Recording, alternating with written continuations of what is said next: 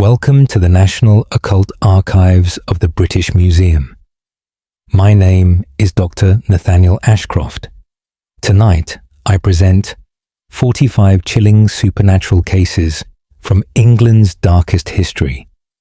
From possession with Latin speaking to ghostly apparitions, forest encounters, and unexplained phenomena across centuries.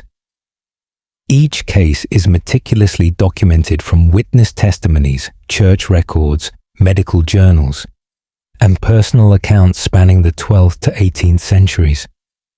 So turn down the world, embrace the darkness, and let the forgotten be heard. Case file NOA 1587. A classification. Constable's report. Date of statement 9th April 1587. Location Sherwood Forest, Nottinghamshire. Report of Constable Thomas Wickham Thurst. Thomas Wickham, Constable of Edwinstowe. Do record the events witnessed on the night of the 8th of April. My patrol took me through the southern edge of Sherwood Forest near dusk. The path was well known to me, having walked it 100 times before. As darkness fell, I heard footsteps behind me on the forest track. I turned, expecting to see another traveller, but the path was empty. The footsteps continued, matching my pace exactly. When I stopped, they stopped. When I walked, they resumed. I called out, demanding the person show themselves. No reply came, only the continued sound of boots on the forest floor. The footsteps grew closer, as if someone walked directly behind me. I could hear breathing now, heavy and laboured, right at my shoulder. Still nothing visible when I turned. My lantern showed only empty air where the sounds originated. The breathing became words, whispered in my ear. I could not understand the language, though it sounded ancient and dark. Fear took hold of me then. I ran from that place, the footsteps pursuing me through the trees. They followed me to the very edge of the forest. At the boundary, they stopped abruptly, as if an invisible wall prevented further pursuit. I stood at the forest edge, catching my breath, and looked back. Deep in the trees, I saw a figure standing motionless. It wore the clothing of a woodsman from centuries past. Its face was pale as moonlight, and its eyes were completely black. The figure raised one hand toward me, beckoning. I did not return to the forest that night. The next morning, I spoke with the village elder about what I had witnessed. He told me others had encountered the same presence over many years. Always the invisible footsteps first, then the breathing, then the figure revealed. Some who ventured back into the forest after seeing it never returned. Their bodies were found days later, positioned as if walking, but lifeless. The elder advised me never to enter Sherwood Forest alone after dark again. I have kept to that advice. The footsteps still haunt my dreams. Thomas Wickham, Constable Edwinstowe, Nottinghamshire. 9th April 1587. Archive note. Dr. Nathaniel Ashcroft. Multiple reports from Sherwood Forest document similar encounters spanning 3 centuries. The consistent description of invisible footsteps preceding visual manifestation suggests a recurring pattern.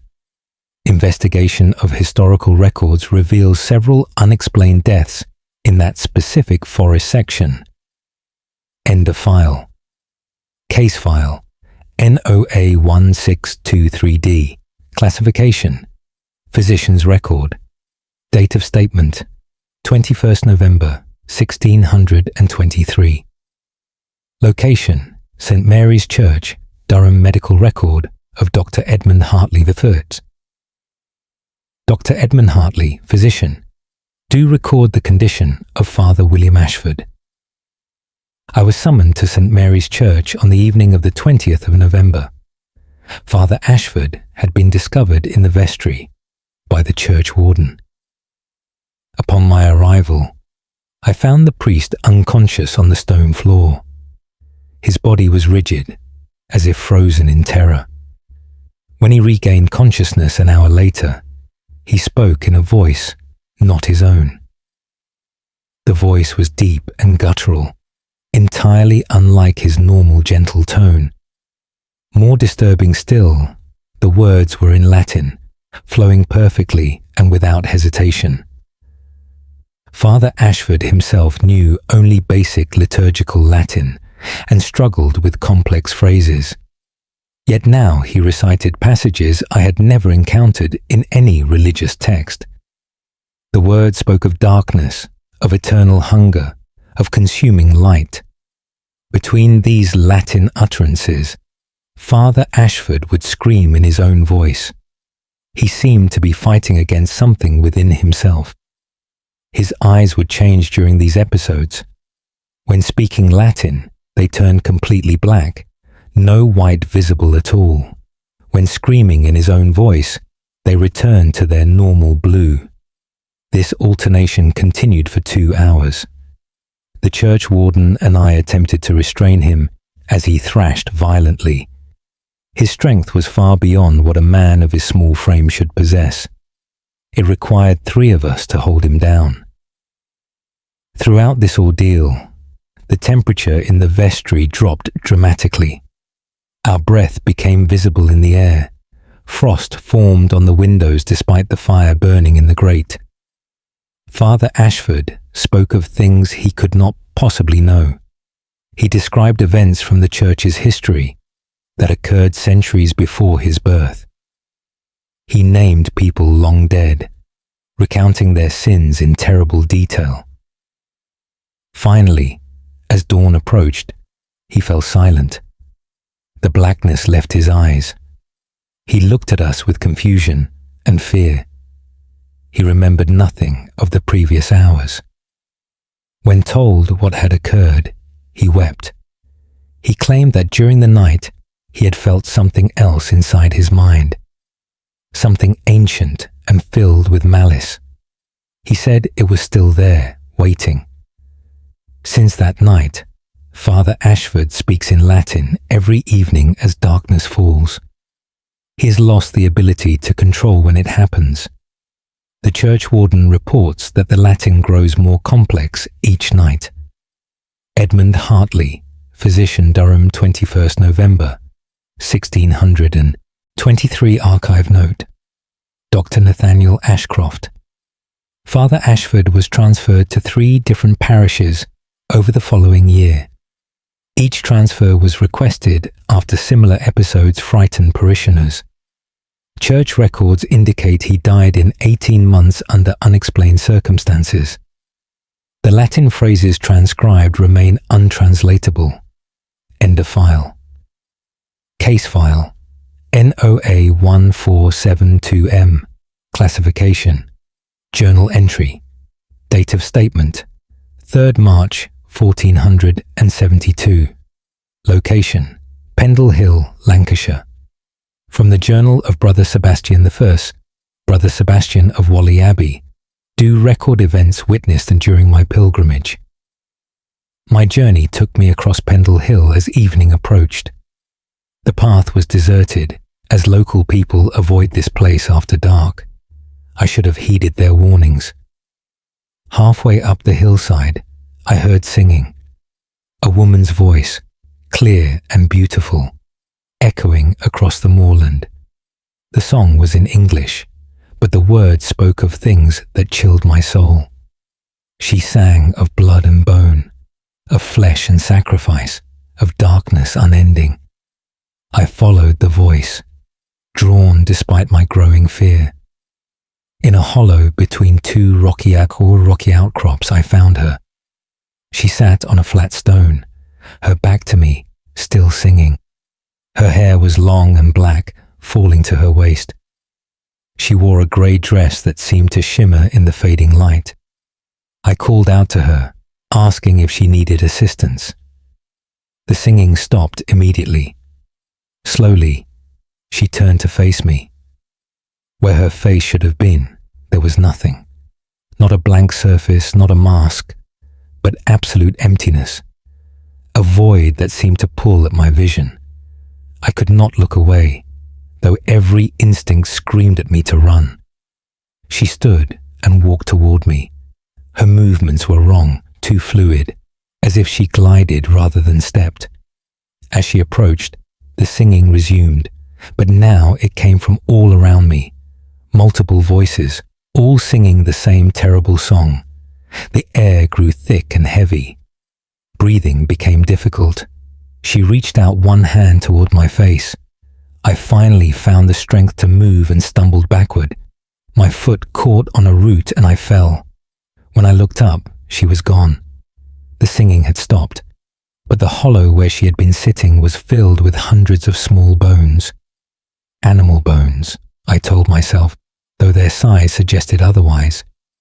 They were arranged in a perfect circle around the flat stone. I fled down the hillside as darkness fell completely. Behind me, the singing started again.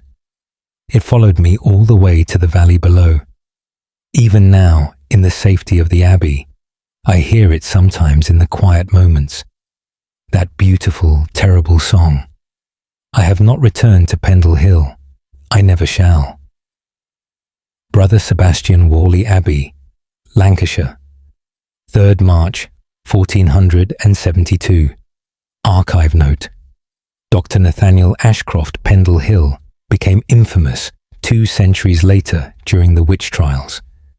This account predates those events significantly.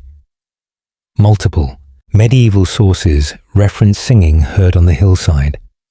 Modern investigation of the site revealed no bone deposits matching the description. End of file. Case file NOA 17844B. Classification. Testimony. Date of statement 15th July 1784. Location. The Old Rectory, Cornwall. Testimony of Mrs. Eleanor Blackwood for Verse. Mrs. Eleanor Blackwood, housekeeper. Do testify regarding events at the Old Rectory. I have served in this house for 23 years. Until this summer, I never experienced anything unusual. The trouble began on the 1st of July. I was preparing the evening meal in the kitchen when I heard footsteps above. They came from the rector's study on the 2nd floor. The rector was away visiting parishioners, and I was alone in the house. I climbed the stairs to investigate. The study door was closed, as I had left it that morning. The footsteps continued inside the room, pacing back and forth. I knocked and called out, thinking perhaps someone had entered without my knowledge. The footsteps stopped immediately. I opened the door. The room was empty. Every book remained in its place on the shelves. The rector's desk was undisturbed. Yet as I stood in the doorway, I felt a presence. The air was cold despite the summer heat. I could hear breathing, slow and steady, though I saw no one. I left the room quickly and locked the door behind me. The footsteps resumed moments later. This continued every evening at the same hour. Always the pacing, always the breathing when I opened the door. On the 10th of July, something changed. When I unlocked the study that evening, the books had been pulled from the shelves. They lay scattered across the floor in a pattern I could not understand. The rector's papers were torn and thrown about the room. Yet I had heard nothing unusual, only the familiar footsteps. I cleaned the room and said nothing to the rector when he returned. The next evening, it happened again. This time, words had been written on the papers in black ink. The handwriting was not the rector's. The words were not English, nor Latin, nor any language I recognized. They covered page after page in small, cramped script. The rector examined the writing with growing alarm. He sent samples to scholars at the university. They could not identify the language.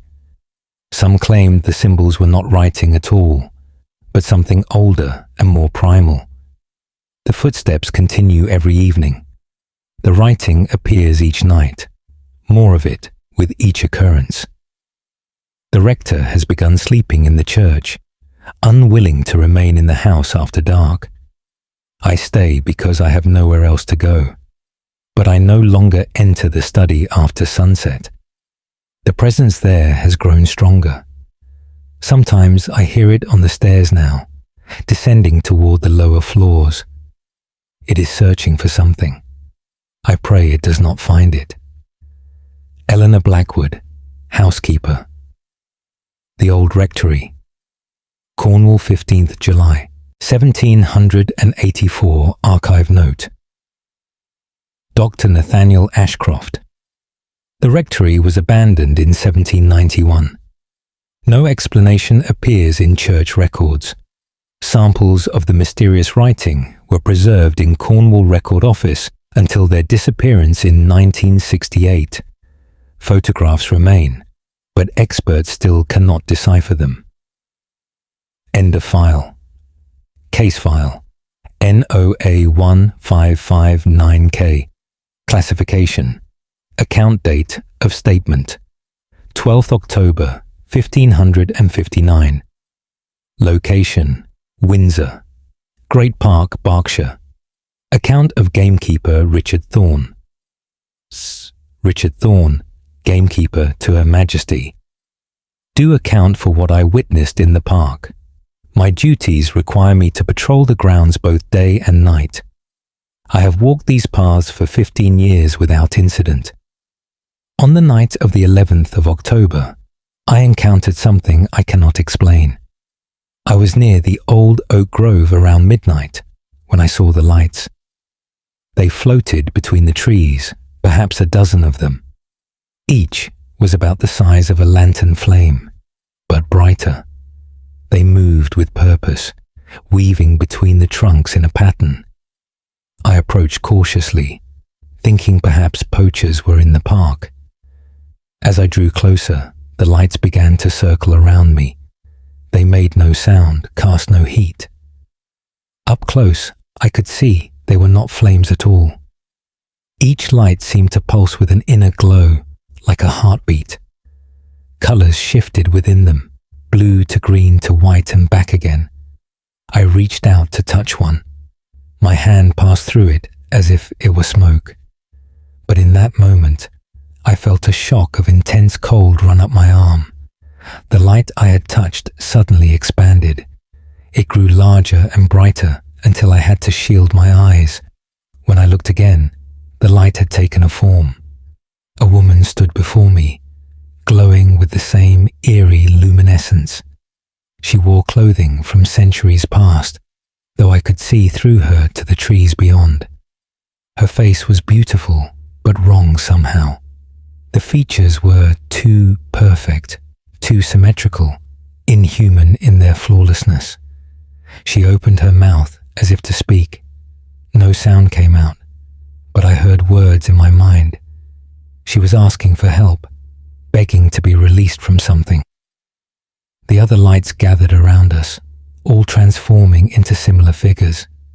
Men, women, even children, all glowing, all transparent, all pleading silently.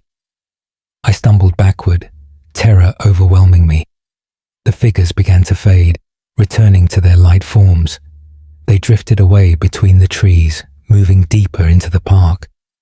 I followed at a distance, unable to stop myself despite my fear. They led me to a clearing I had never seen before. In the center was a stone marker, ancient and weathered. The light circled the stone 3 times, then descended into the ground and vanished. I approached the marker and read the inscription. It spoke of a plague pit from the dark times, where hundreds were buried without rites. I left that place and reported what I had seen to the head keeper. He listened, but said nothing. Later, he told me others had seen the lights over the years, always near the old stone, always at night. No one knows why they appear or what they want. I continue my patrols, but I avoid the oak grove after dark now. The lights still appear, I am told.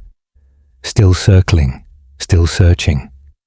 Richard Thorne, gamekeeper, Windsor, Great Park, Berkshire, 12th October, 1559.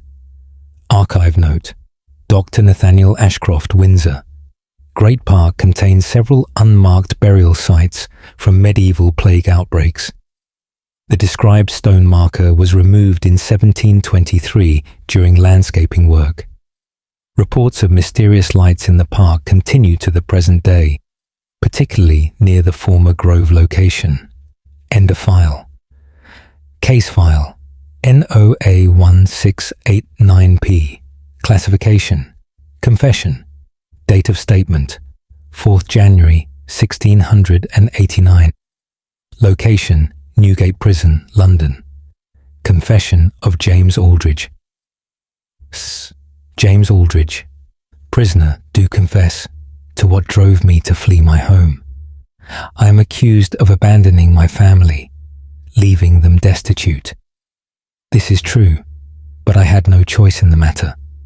What dwelt in our house would have driven any man to flight. We moved into the cottage on Drury Lane in September of last year. The rent was remarkably low, which should have warned me. The previous tenants had left suddenly, taking nothing with them. Their belongings remained in the house, untouched. For the first week, all seemed well. Then my wife began to hear tapping at night. It came from inside the walls, a steady rhythm like someone sending a message. Tap, tap, tap, pause, tap, tap, tap, pause, over and over. I heard nothing myself at first, but I noticed our 3 children had stopped playing in certain rooms. They refused to enter the back bedroom or the cellar. When pressed, my eldest daughter said the room felt wrong. She said something lived in there, something that watched her. In October, the tapping grew louder. Now I could hear it too, though only after dark. It seemed to move through the walls, following us from room to room. My wife became convinced that it was trying to communicate. She began tapping back, attempting to establish a pattern. I begged her to stop, but she would not listen.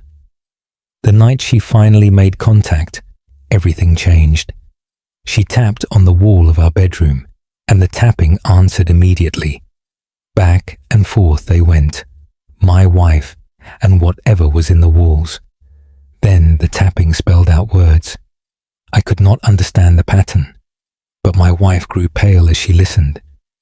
She stopped tapping and would not speak for the rest of the night. The next morning, she told me what the tapping had said. It wanted one of us. It would take one of us before the new year. It did not matter which one, but it would have its due. I thought she had gone mad with fear and lack of sleep. But that night, the tapping changed. It became footsteps walking through the walls themselves. We could hear them pass through each room, pausing at doorways. The children heard them too and screamed in terror. We all huddled together in the main room, too frightened to sleep. As dawn approached, the footsteps stopped at our bedroom wall. 3 heavy knocks sounded, so loud they shook the house. Then silence. In the morning, we found our youngest child dead in his bed. The doctor said it was natural causes, a weak heart. But I saw the marks on his wrists, like fingers had gripped him tightly. The tapping did not return after that night. But I could not remain in that house. I left my family there and fled. I am a coward, I know this. But that thing in the walls had made its choice. I fear it may choose again. James Aldridge, prisoner, Newgate Prison, London, 4th January 1689. Archive note. Dr. Nathaniel Ashcroft. The Drury Lane cottage burned down in 1694. No cause was determined. Parish records show the Aldridge family moved to 3 different residences over the following years. Each location was abandoned within months under similar circumstances of unexplained disturbances. End of file. Case file NOA1715C. Classification. Medical notes. Date of statement 28th February 1715. Location St. Thomas's Hospital, London. Notes of Dr. Samuel Whitmore. First, Dr. Samuel Whitmore, physician, do record the curious case of Miss Catherine Wells. Miss Wells was admitted to our care on the 26th of February. She was brought by her brother, who reported she had not slept in 5 days. Upon examination, I found her physical health to be sound, but her mental state was one of extreme agitation and fear. She insisted that something followed her, always just out of sight. At first, I attributed this to exhaustion and nervous disorder, but what occurred during her first night in hospital changed my assessment. I was completing my rounds near midnight when I heard screaming from her room. I rushed to find Miss Wells sitting upright in bed, pointing at the corner. She said it was there, watching her, waiting for her to sleep. I saw nothing in the corner she indicated. The room was well lit by candles and appeared entirely empty. Yet Miss Wells remained convinced of the presence. She described it in detail, a figure neither fully solid nor transparent.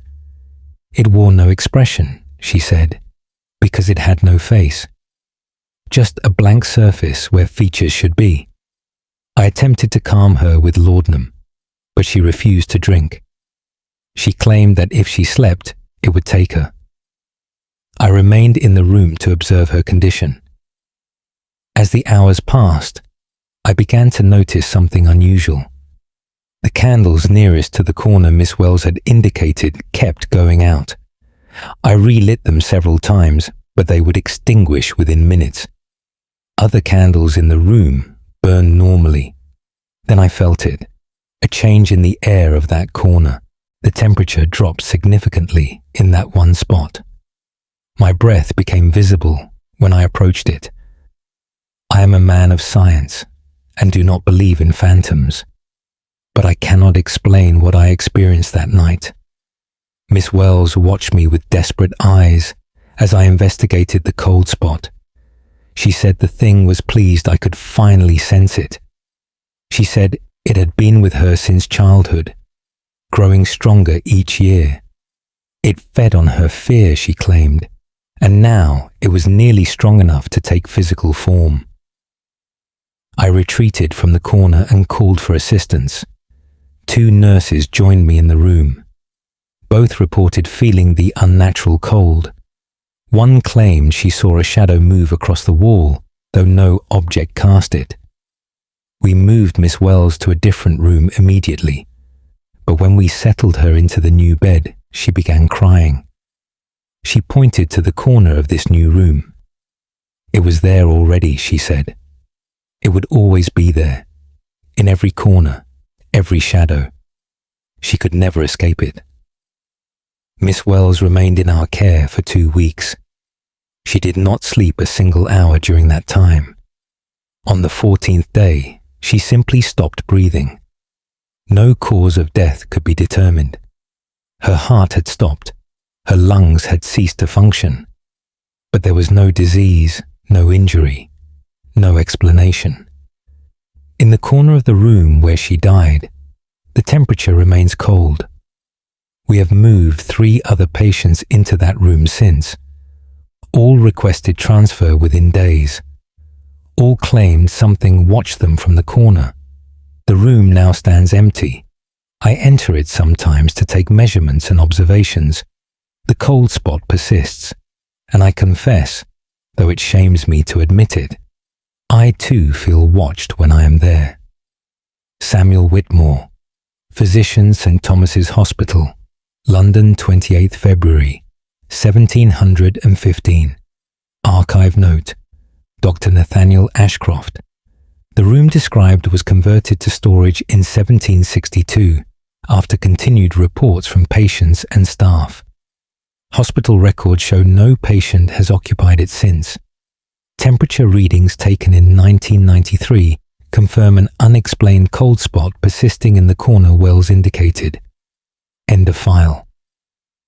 Case file NOA1531RNF. Classification. Report date of statement 7th June 1531. Location Bodiam Castle, East Sussex. Report of night watchman Walter Grimsby. Walter Grimsby, night watchman. Do report events witnessed. During my patrol of the castle, I have kept watch at Bodiam Castle for 7 years without incident. The castle has been abandoned for decades, but I maintain the grounds for the current owner. On the night of the 6th of June, I began my rounds at the usual time of 9 o'clock. The evening was clear, with a full moon providing ample light. I walked the outer walls first, checking for signs of intruders or damage. All appeared normal until I reached the North Tower. There, I heard music coming from within the ruined structure. It sounded like a lute being played, the melody slow and mournful. No one should have been inside the castle at that hour. I called out, announcing myself as the watchman. The music stopped immediately. I entered the tower through the broken doorway. The interior was as it always had been, empty and fallen to decay. Moonlight streamed through gaps in the collapsed roof. I searched each level of the tower but found no musician and no instrument. As I descended the stairs to leave, the music began again. This time it came from above me, where I had just searched. I climbed back up quickly, determined to catch whoever played this trick. The top chamber was empty, but the music continued, now seeming to come from all around me. Then I heard singing join the lute. A woman's voice, clear and sweet, singing words in Old French. I understood enough to know she sang of love lost and death embraced. The air grew thick with the scent of roses, though no flowers grew near. A figure appeared in the moonlight streaming through the roof. She was young and beautiful, dressed in the style of nobility from centuries past. Her gown was white, elaborately embroidered with silver thread. She held no lute, yet the music continued. She turned her gaze upon me, and I saw her eyes were empty sockets. Yet she saw me, I was certain of it. She smiled and beckoned for me to approach. Every instinct told me to flee, but I found myself unable to move. My legs would not obey my commands. The woman glided toward me, her feet not touching the floor. She reached out one pale hand to touch my face. Her fingers were ice cold, burning where they made contact with my skin. She leaned close and whispered in my ear. The words were in that same old French, but I understood their meaning. She told me she had waited a long time for company. She told me I would stay with her now. I would play the lute while she sang, for all eternity. Terror finally gave me strength to move. I broke away from her touch and stumbled toward the stairs. She did not follow, but her laughter echoed through the tower. The music swelled to a deafening volume. I fled the castle and did not stop running until I reached the village. When I told the innkeeper what I had witnessed, he nodded slowly. He said others had reported seeing the White Lady in the North Tower. She was said to be a noble woman who threw herself from the tower when her lover died in battle. That was over 200 years ago. She has haunted the castle ever since, searching for someone to share her eternal grief. I resigned my position the next morning. I will not return to Bodiam Castle after dark. The music still plays in my dreams sometimes. Walter Grimsby, Night Watchman, Bodiam, East Sussex, 7th June 1531. Archive note. Dr. Nathaniel Ashcroft. The White Lady of Bodiam Castle appears in multiple accounts from the 16th through 19 centuries. No historical record confirms the suicide described, though several noble women died at the castle during the medieval period. Modern visitors report music heard from the North Tower after dark. End of file. Case file. NOA 1647L. Classification. Testimony. Date of statement. 19th August 1647. Location. Epping Forest, Essex. Testimony of Thomas and Margaret Hartwell. We, Thomas and Margaret Hartwell, merchants, do testify about our experience travelling through Epping Forest. We were returning from London to our home in Cambridge on the evening of the 18th.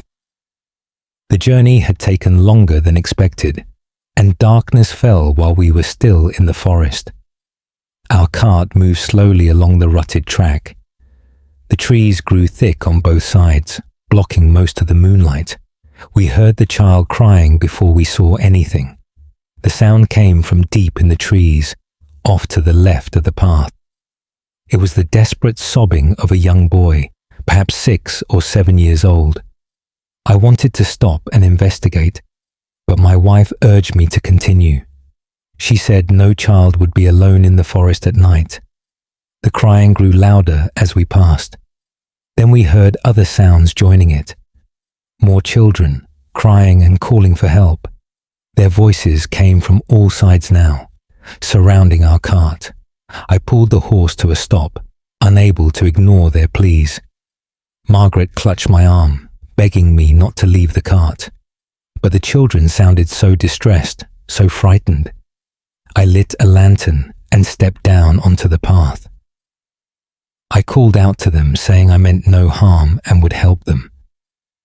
The crying stopped abruptly. Silence fell over the forest, complete and unnatural. Even the usual night sounds of insects and animals had ceased. Then I saw them emerging from the trees. Children, dozens of them, walking toward the path. They moved in perfect silence now, their crying forgotten. As they entered the light from my lantern, I saw their condition. Their clothes were rotted and falling away. Their skin was grey and stretched tight over their bones. Their eyes reflected the lantern light like animal eyes in the dark. But worst of all was their smell. The stench of death and decay rolled over us in waves. Margaret screamed and I scrambled back onto the cart. I whipped the horse into motion, desperate to escape. The children began running after us. Despite their decayed state, they moved with terrible speed. They were laughing now, high-pitched giggles that echoed through the trees. Some of them reached the cart and grabbed at the wheels and sides. Their touch left dark stains on the wood. Margaret kicked at the hands that clutched at her dress. I drove the horse harder, not caring if the cart broke apart. We burst out of the forest into open farmland beyond. I looked back and saw the children standing at the tree line. They did not pursue us beyond the forest boundary. They simply stood there, watching us go, still laughing. When we reached the first village, we reported what we had seen. The villagers were not surprised. They told us the forest had been used to dispose of bodies during the plague years. Hundreds of children died and were buried in mass graves throughout the woods. Local people never travel that route after dark. The dead children appear to travellers who pass through. Some travellers are never seen again. We took the long route around the forest for the remainder of our journey. We will never travel through Epping Forest after dark again.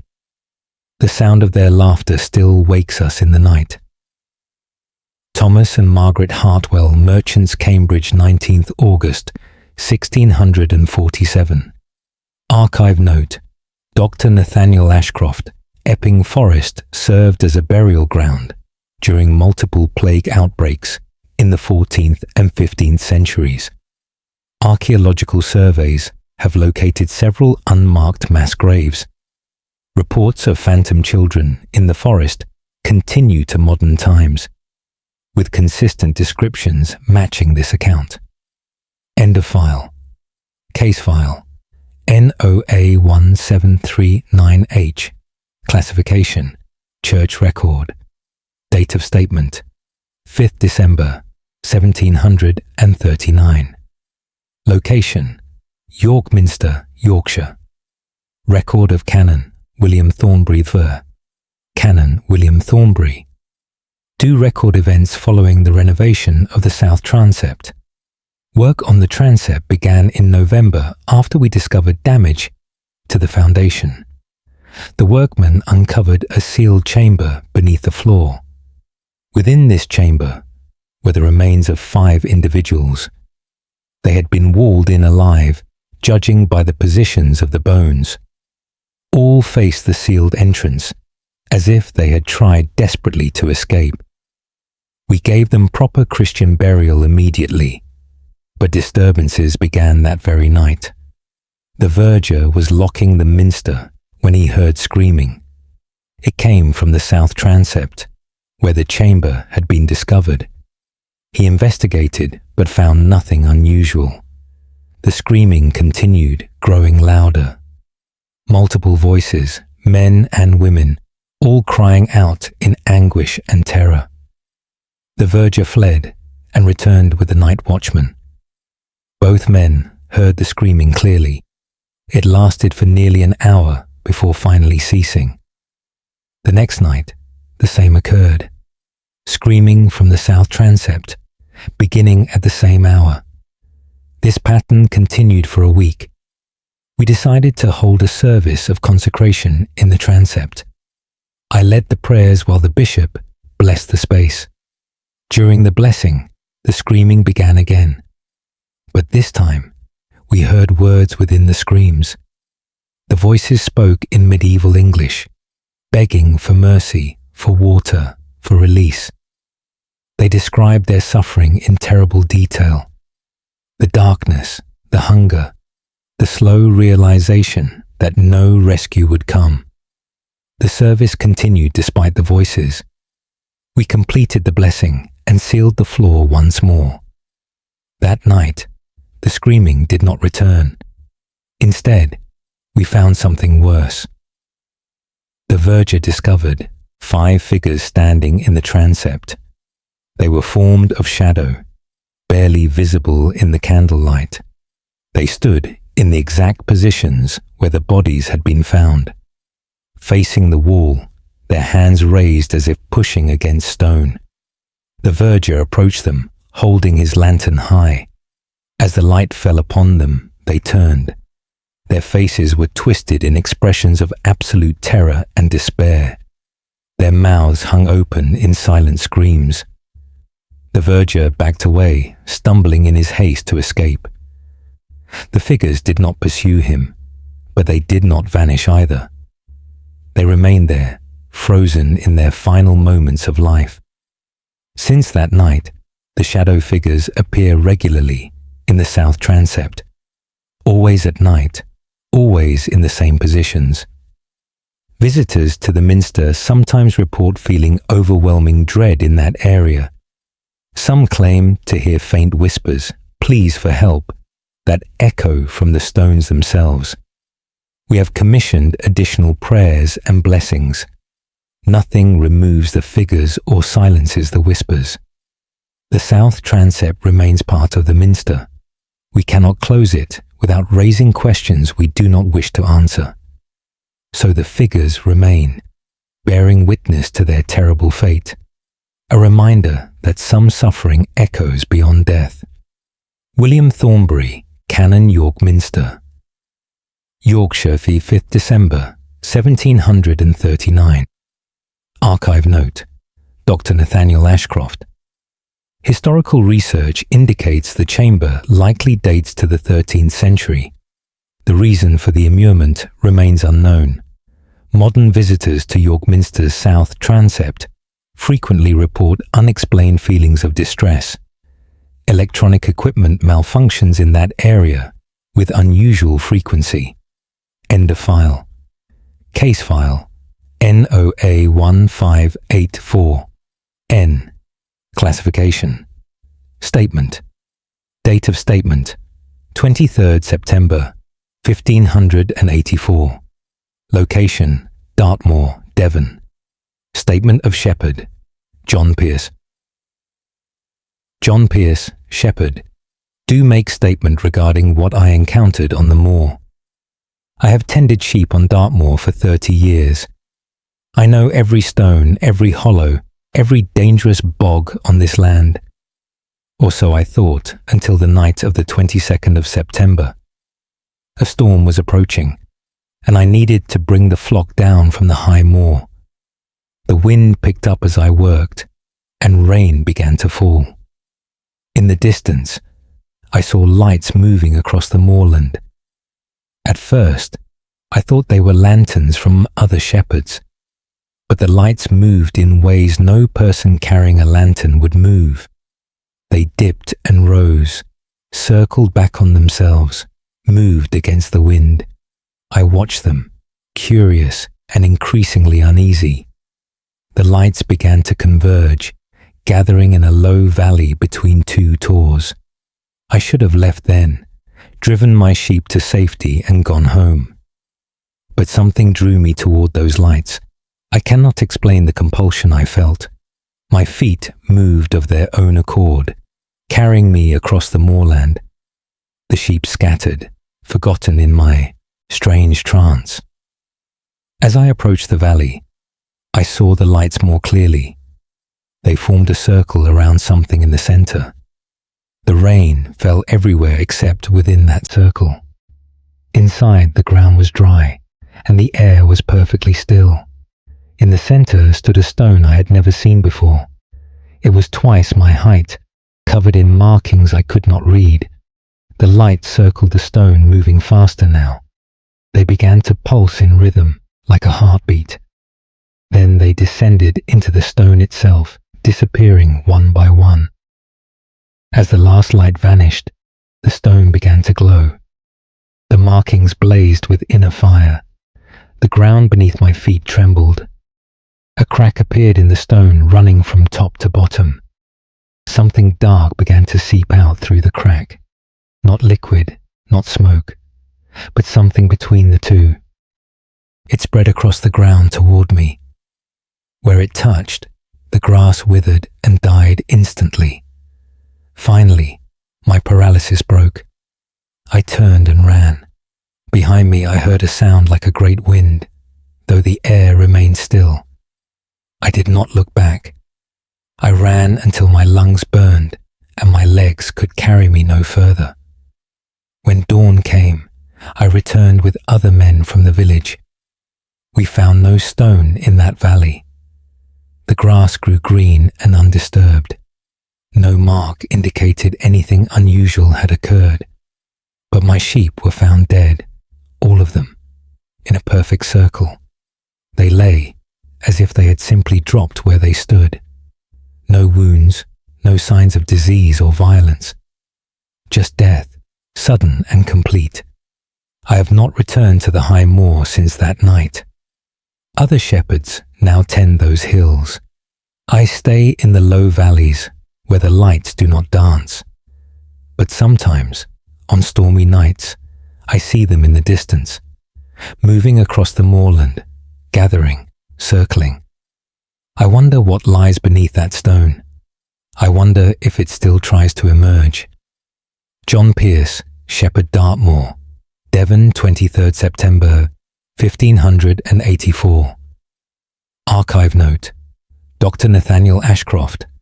Dartmoor contains numerous unexplained stone monuments and circles. No stone matching Pierce's description has been located, though several are mentioned in medieval texts as being removed or destroyed. Reports of strange lights on the moor persist, particularly during storms. End of file. Case file. NOA 1692R classification. Diary entry. Date of statement: 11th November 1692. Location: Whitby Abbey, Yorkshire. From the private diary of Abbot Richard Falconer verse. Abbot Richard Falconer, do record events that trouble my soul deeply. The abbey has stood for 600 years, surviving storms and sieges. But what now dwells within these walls may prove our final trial. 3 weeks ago, Brother Edmund went missing during evening prayers. We searched the abbey from crypt to tower without finding him. The next morning, he appeared in the refectory as if nothing had happened. He claimed to have no memory of the previous night, but he was changed. His eyes had a vacant quality, as if he looked through rather than at people. He spoke very little, and when he did, his voice sounded flat and emotionless. I attributed this to shock and kept him under observation. Then Brother Edmund began to speak in Latin during his sleep. Not prayers or scripture, but something else entirely.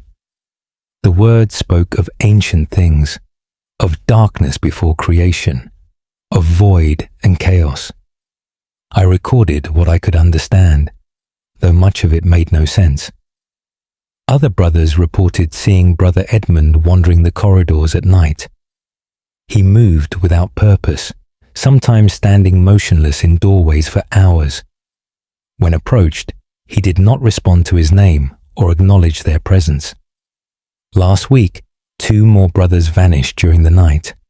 Both were found the next morning in the chapter house. They sat facing each other, unmoving, staring with the same vacant eyes as Brother Edmund. When asked what had happened, they could not say. They remembered nothing after retiring to their cells. Now all 3 wander the abbey after dark. I have watched them from hiding.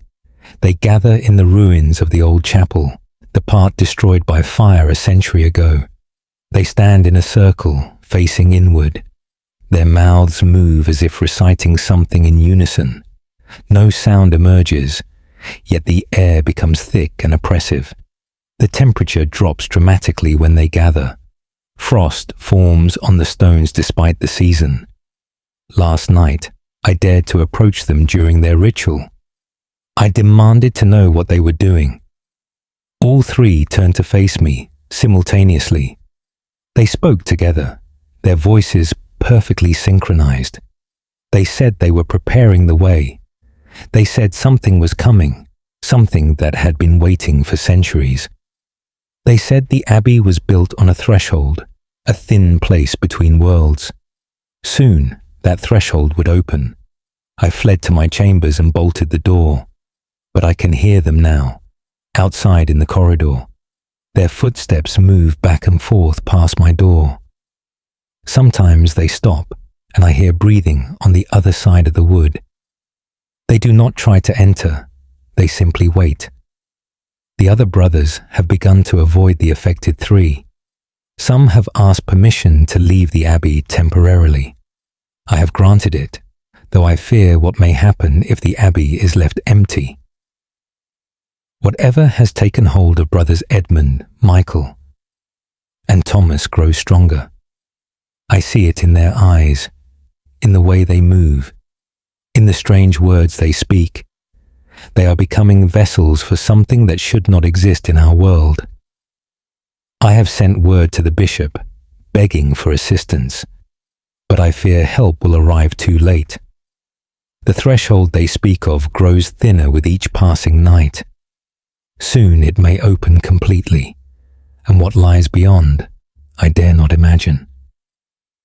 Richard Falconer, Abbot Whitby Abbey, Yorkshire, 11th November 1692. Archive note. Dr. Nathaniel Ashcroft. The Abbey records end abruptly in November 1692. No further entries from Abbot Falconer exist. The abbey was found abandoned on the 5th of December that year. No trace of the abbot or any of the brothers was ever discovered. End of file. Case file. NOA 1746T. Classification. Testimony. Date of statement. 8th March 1746. Location: the Black Bull Inn, Nottinghamshire. Testimony of innkeeper William Fletcher I, William Fletcher, innkeeper. Do testify regarding the events in room 7 of my establishment. The Black Bull Inn has served travellers for over 200 years. Every room has hosted countless guests without incident, except room 7. I inherited the inn from my father 3 years ago. He warned me about that particular room, but would not explain why. He simply said to rent it only when all other rooms were occupied. I thought this superstitious foolishness and paid no heed.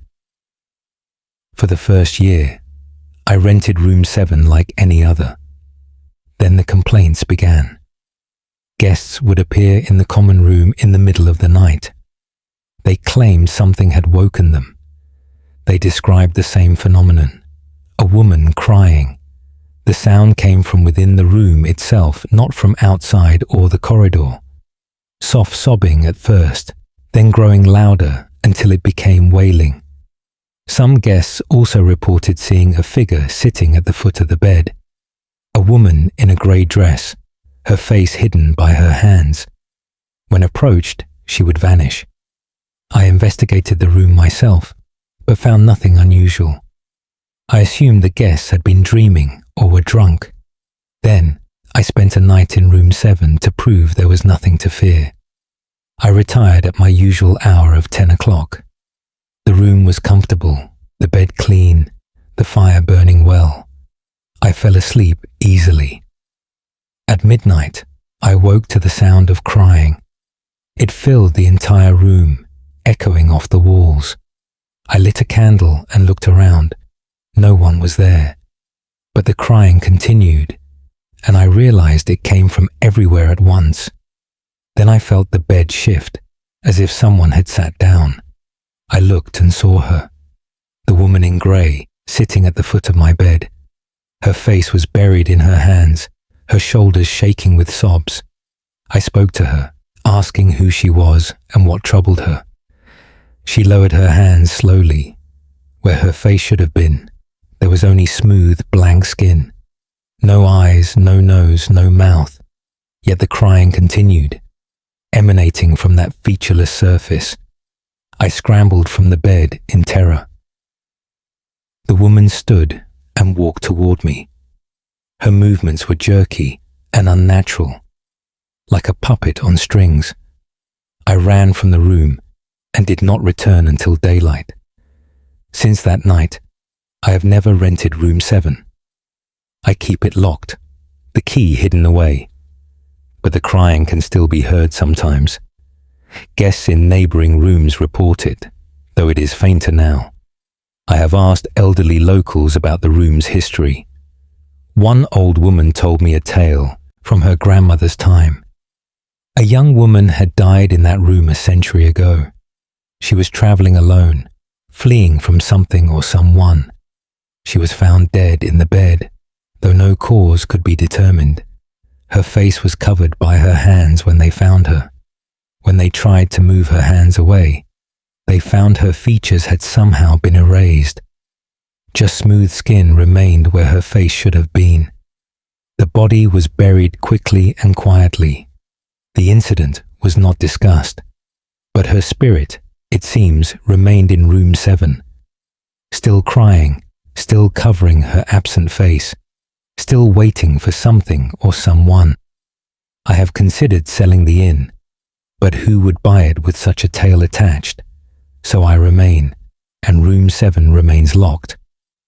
The woman in grey cries on. William Fletcher, innkeeper, the Black Bull Inn, Nottinghamshire. 8th March 1746. Archive note. Dr. Nathaniel Ashcroft. The Black Bull Inn burned down in 1788. A new structure was built on the same site. The current proprietor reports no unusual activity, though room 7 of the new building is used only for storage. It remains the coldest room in the structure year-round. End of file. Case file NOA1563V Classification. Account date of statement. 16th April, 1563. Location, Ashdown Forest, East Sussex. Account of Forester, Henry Chapman Thurse, Henry Chapman, Royal Forester. Do account for what I witnessed in Ashdown Forest. My duties include marking trees for harvest and tracking deer populations. I know this forest better than I know my own house. Yet on the 15th of April, I became lost in these familiar woods. The morning began normally, with clear skies and good visibility. I entered the forest at dawn to check the eastern boundaries. By midday, I realized the landmarks I knew were not where they should be. Trees I had marked the previous week had vanished. Paths I had walked 100 times led nowhere. I had somehow entered a part of the forest I did not recognize. The trees here grew differently, twisted and gnarled in unusual patterns. No birds sang, no animals moved through the underbrush. The silence was absolute and deeply wrong. I tried to retrace my steps, but each direction looked the same. Then I heard a voice calling my name. It sounded like my wife, though I knew she was miles away in our cottage. The voice called again, pleading for help. Against all wisdom, I followed it. The voice led me deeper into the strange part of the forest. I emerged into a clearing I had never seen before. In the center stood a massive oak tree, larger than any I had ever encountered. Its trunk was easily 20 feet across. Its branches spread so wide they covered half the clearing. But what drew my attention was what hung from those branches. Pieces of cloth, hundreds of them, tied to every available branch. They were of different ages, some fresh and new, others rotted to mere threads. Each piece had writing on it. I approached to read the nearest one. It bore a name and a date, though the ink was faded. I checked several others. All had names and dates, spanning back centuries. Then I noticed something else. The tree was growing around certain objects embedded in its trunk. I could see the shapes of knives, coins, and other metal objects absorbed into the wood. And bones. Human bones, their ends protruding slightly from the bark. The tree had grown around countless bodies over the years. My horror grew as I realized the clearing was a burial site, not a consecrated ground, but something far older and darker. I heard my wife's voice again, calling from the other side of the tree. I knew with absolute certainty it was not her. Something was using her voice to lure me closer to the oak. I backed away from the tree. The cloth strips began to move, though there was no wind. They all turned toward me, as if watching. The voice changed, becoming many voices at once, all calling different names, all pleading for help. I ran from that clearing in blind panic. Branches seemed to reach for me as I fled. Roots rose up to trip me. The forest itself fought to keep me there. I burst out onto a familiar path near the southern edge of the forest. I had somehow traveled miles in minutes. Behind me, the forest looked normal again. Birds sang, and deer grazed in the distance. But I could still hear those voices, faint but persistent, calling names, begging for help, trying to lure others to that oak tree. I have not entered the deep forest since that day. I mark trees only near the edges now, where the sunlight reaches. Other foresters laugh at my caution, but sometimes they mention finding strange clearings, ancient oaks with cloth tied to their branches, places where the forest goes silent. I warn them away from such spots. Most do not listen. Some of those who venture deeper do not return. Henry Chapman, Royal Forester, Ashdown Forest, East Sussex, 16th April, 1563. Archive note: Dr. Nathaniel Ashcroft, Ashdown Forest contains several sites associated with pre-Christian rituals. Large oaks served as focal points for offerings and ceremonies. Modern surveys have located multiple ancient trees matching Chapman's description, though none contain visible human remains. Several foresters have disappeared in the area over the centuries. End of file. Case file NOA 1618 W classification. Church register entry. Date of statement 14th May 1618. Location All Saints Church, Leicestershire. Entry by Reverend Thomas Blackwood. Reverend Thomas Blackwood, do enter into the parish register an account of most disturbing events. Our church stands on the site of a former monastery destroyed during the dissolution. The crypt beneath contains remnants from that earlier structure. It is normally sealed, as there is no need for access. Last week, several parishioners reported strange sounds coming from beneath the church. They described it as chanting, in Latin, rising from below the floorboards during services. I dismissed this as imagination, or the wind whistling through cracks. But during last Sunday's service, I heard it myself. Voices, multiple male voices, chanting in perfect unison.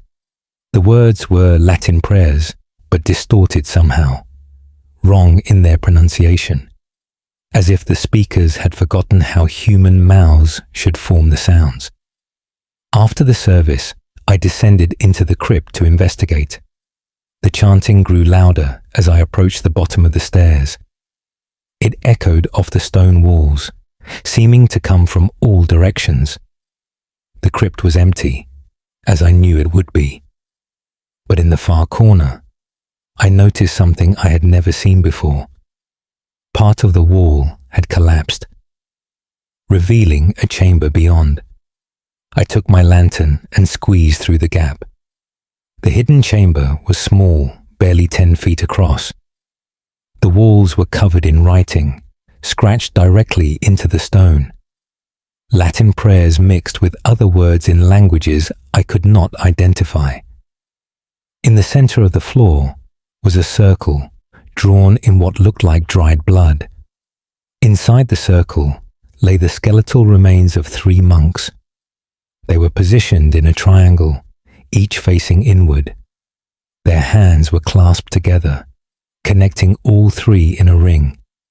The chanting stopped the moment I entered the chamber. Silence fell, so complete I could hear my own heartbeat. Then one of the skulls moved.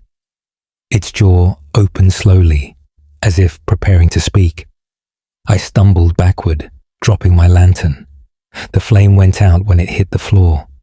In the darkness, I heard breathing, not from one source, but from 3 different locations. The monks, impossibly, were breathing. I felt my way back to the gap in the wall and squeezed through. Behind me, the chanting resumed, but now it was faster, more urgent, almost frantic. I fled up the stairs and sealed the crypt door with iron bolts. The chanting continues. Every night, it grows louder. Parishioners now refuse to enter the church after dark. Some claim to see lights moving beneath the floor. Others report that the temperature inside the church has dropped dramatically. Even in summer, frost forms on the windows. I have written to the bishop requesting guidance. I do not know what those monks were attempting when they died. I do not know if their ritual was interrupted or completed. But whatever they began in that hidden chamber continues still. The chanting spreads beyond the church now. Villagers report hearing it in their homes at night. Always the same distorted Latin, always growing louder. I fear what will happen if it reaches full volume. I fear what might answer when it does. Thomas Blackwood, Reverend All Saints Church, Leicestershire, 14th May, 1618 archive note. Dr. Nathaniel Ashcroft, All Saints. Church was demolished in 1743 after the entire congregation abandoned it. The crypt was sealed with concrete before demolition.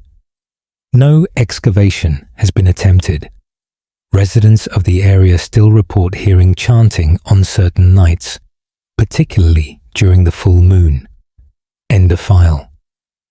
Case file NOA 1755X. Classification. Witness statement.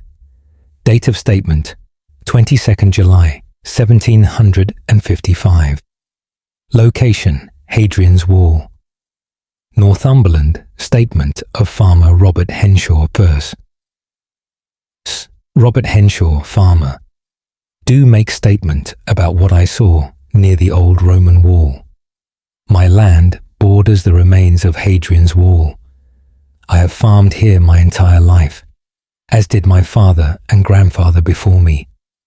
The wall has always been there, crumbling and covered in moss. Nothing about it ever troubled me until 3 weeks ago. I was bringing the cattle in from the high pasture at dusk. As I passed the wall, I noticed something moving along the top. At first, I thought it was birds settling for the night. But the movement was too regular, too organized. I stopped to watch. A line of figures was marching along the top of the wall. They walked in single file, perfectly spaced, moving from west to east. They were soldiers, I realized, dressed in armor I had only seen in books. Roman soldiers carrying their weapons and shields. I could hear the sound of their footsteps, the clink of metal, the creak of leather. But they cast no shadows despite the setting sun, and they made no impression on the stones as they walked. I stood frozen, watching this impossible sight. The line of soldiers seemed endless, marching on and on.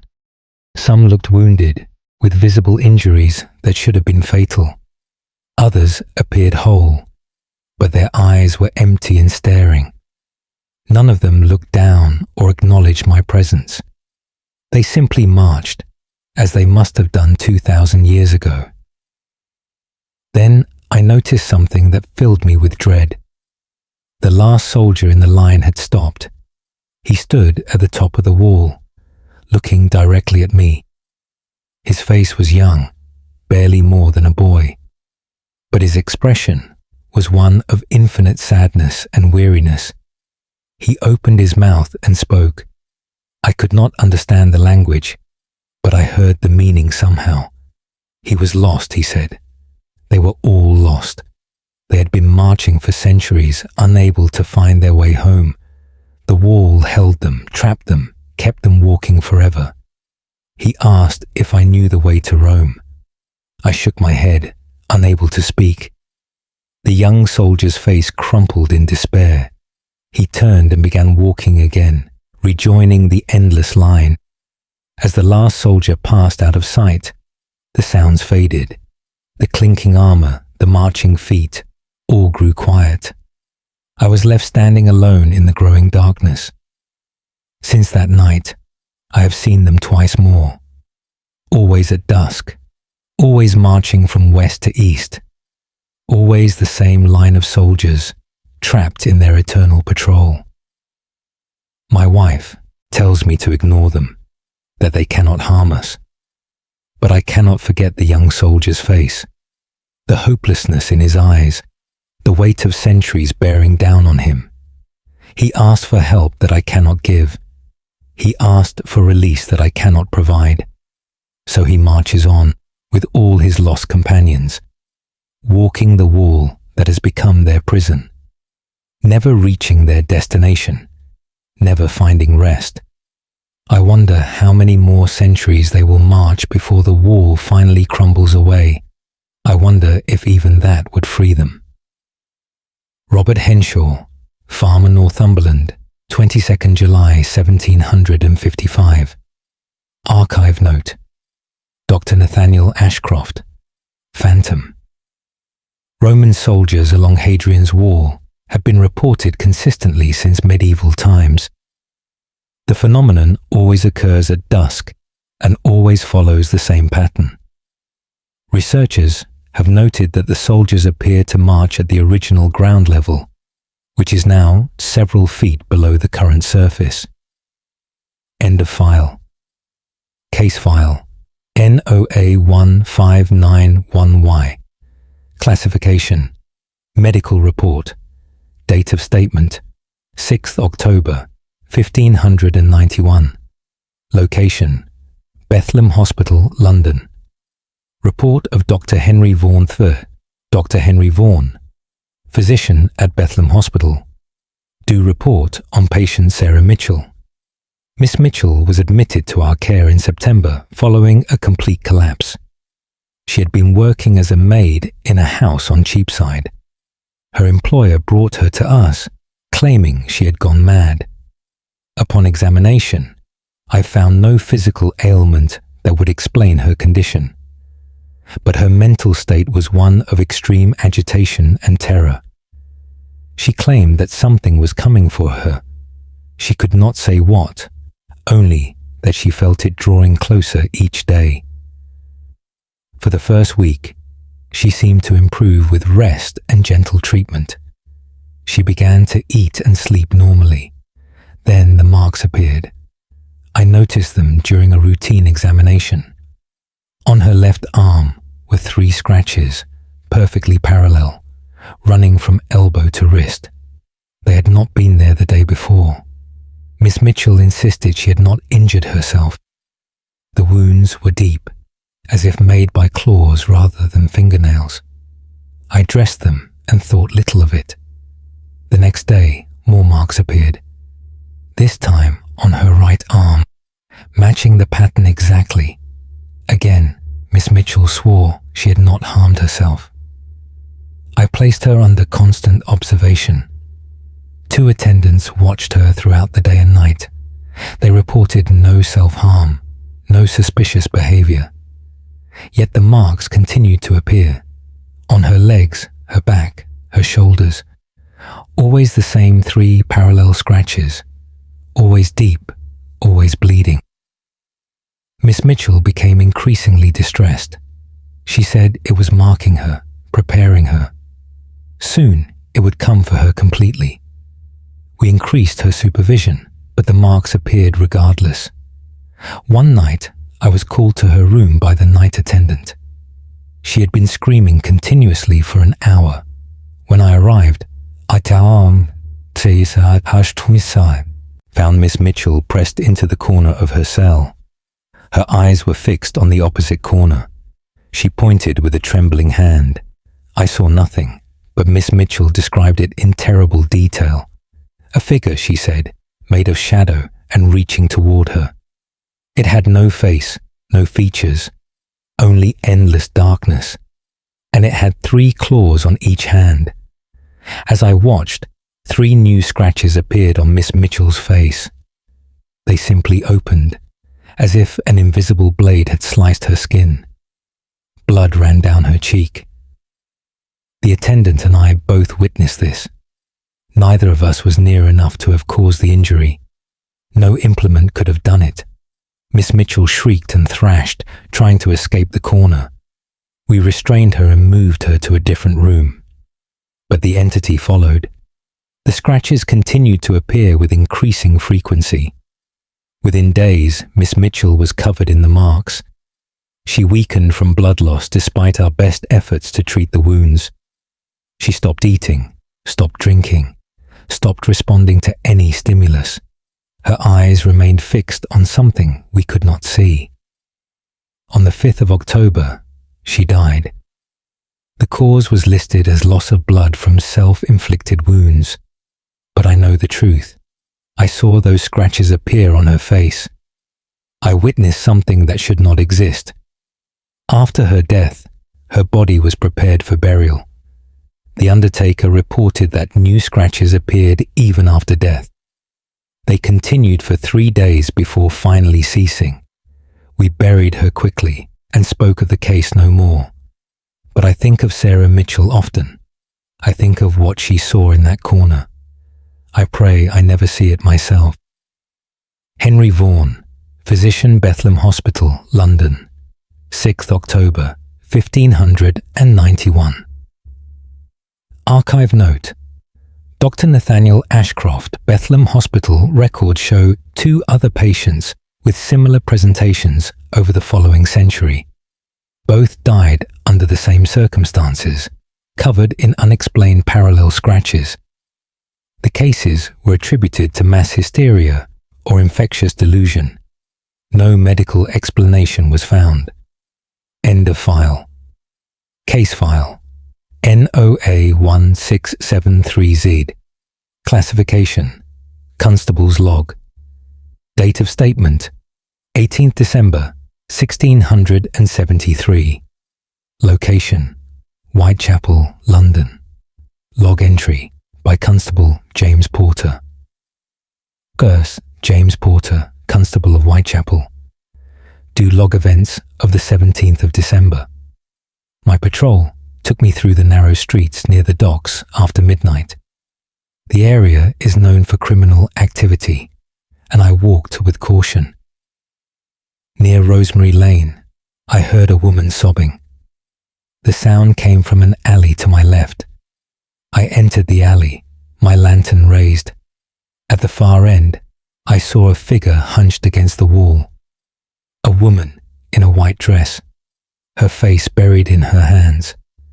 I approached carefully, announcing myself as Constable. The woman did not respond to my voice. Her sobbing continued, growing louder as I drew near.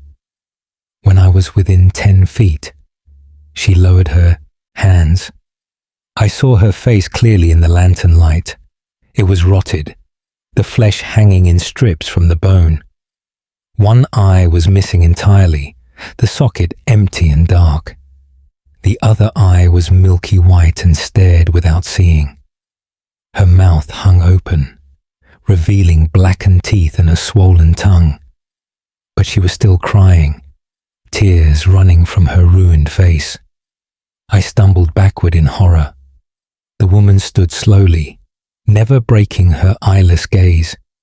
She reached toward me with hands that were little more than bone and tendon.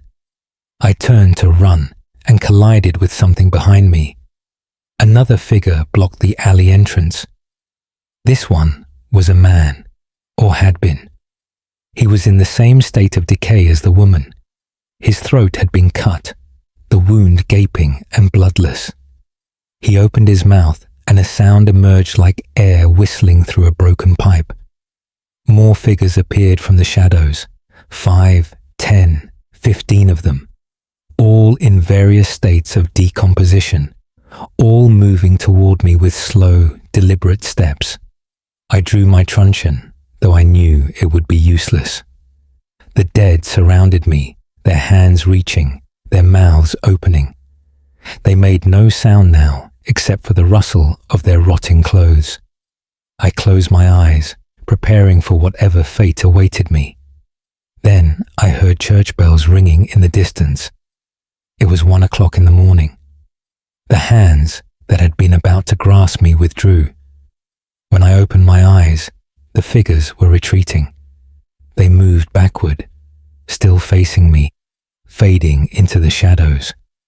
Within moments, the alley was empty. I stood alone with my lantern, shaking uncontrollably. I examined the ground where the figures had been. There were no footprints, no marks in the dirt, no evidence that anyone had been there at all. I completed my patrol in a daze. At the station, I debated whether to report what I had seen. Who would believe such a tale? But I'm duty-bound to record all incidents, no matter how strange. So I enter this account into the log. I know how it sounds. I know what conclusions will be drawn about my state of mind. But I saw what I saw. The dead walked in Whitechapel last night. They reached for me with rotting hands. Only the church bells saved me from their grasp. I request reassignment to a different patrol area. I will not walk Rosemary Lane again. James Porter, Constable, Whitechapel, London, 18th of December. 1673. Archive note: Dr. Nathaniel Ashcroft. Rosemary Lane was built over a medieval plague pit in the 14th century. Construction records from that period note the discovery of hundreds of bodies buried without markers. Similar encounters with decayed figures have been reported in the area across multiple centuries. End of file. Case file NOA 1786A. Classification: Personal account. Date of statement: 3rd February 1786. Location: Lake District, Cumberland. Account of artist Jonathan Gray Worse. Jonathan Gray, landscape painter, do account for an experience that has shaken my understanding of reality. I travelled to the Lake District to paint the natural scenery. The mountains and lakes provided perfect subjects for my work. I had been staying at an inn near Ullswater for 2 weeks. On the 2nd of February, I decided to hike to a remote lake I had heard described. The innkeeper drew me a map and warned me to return before dark. The trail was easy to follow, and I reached the lake by midday. It was beautiful, surrounded by steep fells on 3 sides. The water was perfectly still, reflecting the sky like a mirror. I set up my easel and began to paint. As I worked, I noticed something odd about the reflection. The sky and the water showed clouds that were not visible above. Dark, roiling clouds that seemed to move independently of the wind. I looked up repeatedly, but the sky remained clear and blue. Yet in the water, a storm raged. Curiosity overcame my unease. I set down my brush and walked to the water's edge. The reflection showed not just different clouds, but a different landscape entirely. The mountains surrounding the lake were taller, sharper, more jagged, and there were structures visible that did not exist on the actual shore. Buildings of strange design, angular and wrong in their proportions. I knelt down to look more closely at the water. As I stared into it, the reflection began to change further. I saw figures moving among those impossible buildings. They walked with stilted movements, as if their joints bent in incorrect places. One of the figures stopped and turned toward me. Though I looked down at the water, it seemed to look up at me. Our eyes met through the barrier of the lake's surface. Its face was human in basic structure, but the features were subtly wrong. The eyes were too large, the mouth too wide, the proportions slightly off. It raised one hand and beckoned to me. I felt a pull, a desire to enter the water and see this other place up close. My hand reached toward the surface. Just before my fingers touched the water, I heard someone call my name. I jerked back and looked around. No one was there, but the spell was broken. I looked back at the water and saw only normal reflections now. The sky, the mountains, the empty shore, all as they should be. I gathered my supplies quickly and began the hike back to the inn. The sun was still high, but I felt an urgent need to leave that place. As I climbed the trail away from the lake, I looked back once. The water was no longer still. It churned and bubbled, as if something beneath struggled to break through. But no storm raged above, no wind blew. The disturbance came from within the lake itself. I did not pause to watch. I returned to the inn and asked the innkeeper about the remote lake. His face grew pale when I described the location. He said the lake had a bad reputation among locals. People had vanished there over the years, leaving no trace. Their belongings would be found scattered on the shore, but no bodies were ever recovered. The lake was considered cursed, a place where the boundary between worlds grew thin. I left the Lake District the next morning. I did not complete my painting. I could not bring myself to recreate what I had seen in that water. Sometimes, in my dreams, I see that figure beckoning to me. I wonder what would have happened if I had touched the water. I wonder what world I would have entered. Part of me still wants to know. That part terrifies me more than anything I saw at the lake. Jonathan Gray, Artist Lake District, Cumberland, 3rd February 1786. Archive note, Dr. Nathaniel Ashcroft. The Lake Gray described matches the location of several disappearances between 1600 and 1800. Modern sonar surveys show the lake is much deeper than expected, with unusual formations on the bottom that do not match natural geology. The area remains isolated and avoided by locals. End of file. Case file. NOA 1542B. Classification. Merchant's Record. Date of statement. 29th August, 1542. Location. St. Bartholomew's Church, Gloucestershire. Record of Merchant Thomas Bradley verse. Thomas Bradley, cloth merchant. Do record events witnessed in the church. I attended evening prayer on the 28th of August. The church was nearly empty, with only myself and 4 others present. The vicar conducted the service as usual. As he began the final prayer, a sound echoed through the church. It was a bell, but not the church bell in the tower. This sound came from beneath the floor, a slow, steady tolling, like a funeral bell. The vicar stopped his prayer and listened. We all heard it clearly, ring after ring echoing from below. The vicar's face went white. He dismissed us immediately, saying the service was concluded, but I was curious and lingered near the church entrance. Through a window, I watched the vicar descend into the crypt. He carried a lantern and seemed reluctant to go. I waited, hidden in the shadows outside. 10 minutes passed with no sign of him. Then I heard screaming from within the church. The vicar's voice, crying out in terror and pain. I rushed inside and found the crypt door open. The lantern light flickered at the bottom of the stairs. I called down to the vicar, but received no answer. The screaming had stopped. I descended the stairs slowly, my heart pounding. The crypt was small, containing only a few old tombs. The vicar lay on the floor near the far wall. He was unconscious, his face contorted in horror. Near him, the wall had partially collapsed. A gap revealed another chamber beyond. I could see bones scattered on the floor of this hidden space, and I could still hear the bell. It came from the chamber, ringing slowly and steadily. But there was no bell visible, no mechanism that could produce the sound. It simply rang, echoing off the ancient stones. I tried to wake the vicar, but he did not respond. I had to drag him up the stairs and out of the church.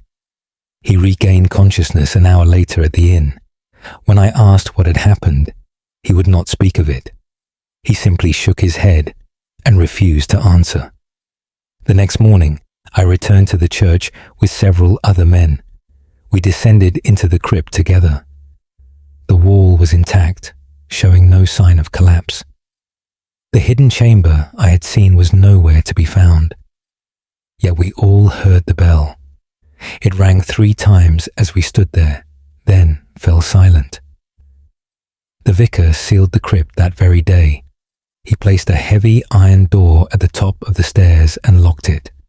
He has not opened it since, but the bell can still be heard during services, faint, as if muffled by stone and earth. Parishioners pretend not to hear it. The vicar pretends it does not exist. But we all know the truth.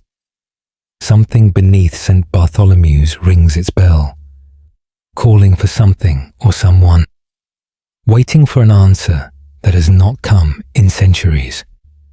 Thomas Bradley, Merchant, Gloucestershire, 29th August, 1542. Archive note. Dr. Nathaniel Ashcroft. St. Bartholomew's Church was built over a Saxon burial ground. Medieval records mention a monk being sealed alive in the crypt for heresy in 1200. The circumstances of his death were not recorded. The iron door mentioned remains in place, rusted shut and never opened. End of file. Case file. NOA 1638C. Classification. Journal entry. Date of statement. 11th April, 1638. Location. Bodmin Moor, Cornwall. From the Journal of Samuel Hartley. Traveller. Samuel Hartley, merchant and traveller, do record events on Bodmin Moor. My journey from Launceston to Bodmin required crossing the moor. I had been warned to avoid travelling after dark, but business demanded haste. I set out in late afternoon, hoping to reach Bodmin before nightfall. The moor was desolate, with only occasional standing stones marking the landscape. As the sun began to set, my horse grew agitated. She tossed her head and tried to turn back. I urged her forward, but she fought against me. Then I saw why she was frightened. Ahead on the path stood a large black dog. It was the size of a calf, with eyes that glowed red in the dying light. The animal did not move or make a sound.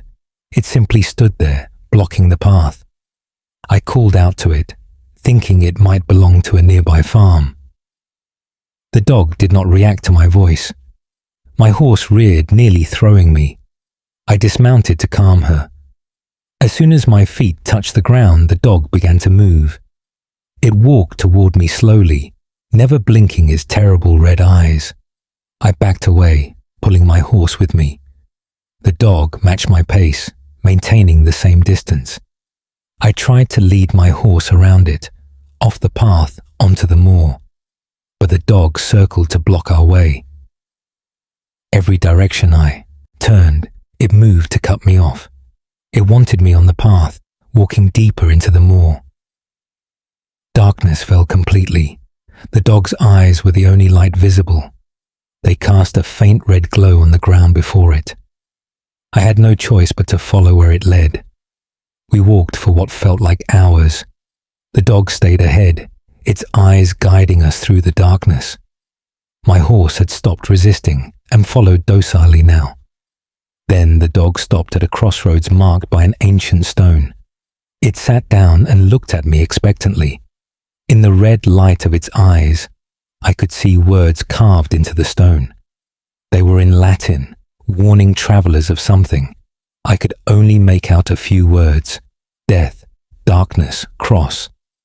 The dog threw back its head and howled. The sound was not like any dog I had ever heard. It was deep and resonant, echoing across the empty moor. Other howls answered from the darkness. More dogs, dozens of them, surrounding us. I could see their red eyes appearing in a circle around the crossroads. They all howled together, a chorus of impossible sound. Then, as suddenly as it began, the howling stopped. The dogs vanished. My horse bolted, carrying me with her. We raced across the moor in blind panic. I clung to her mane, unable to control our flight. When we finally stopped, we were on the outskirts of Bodmin.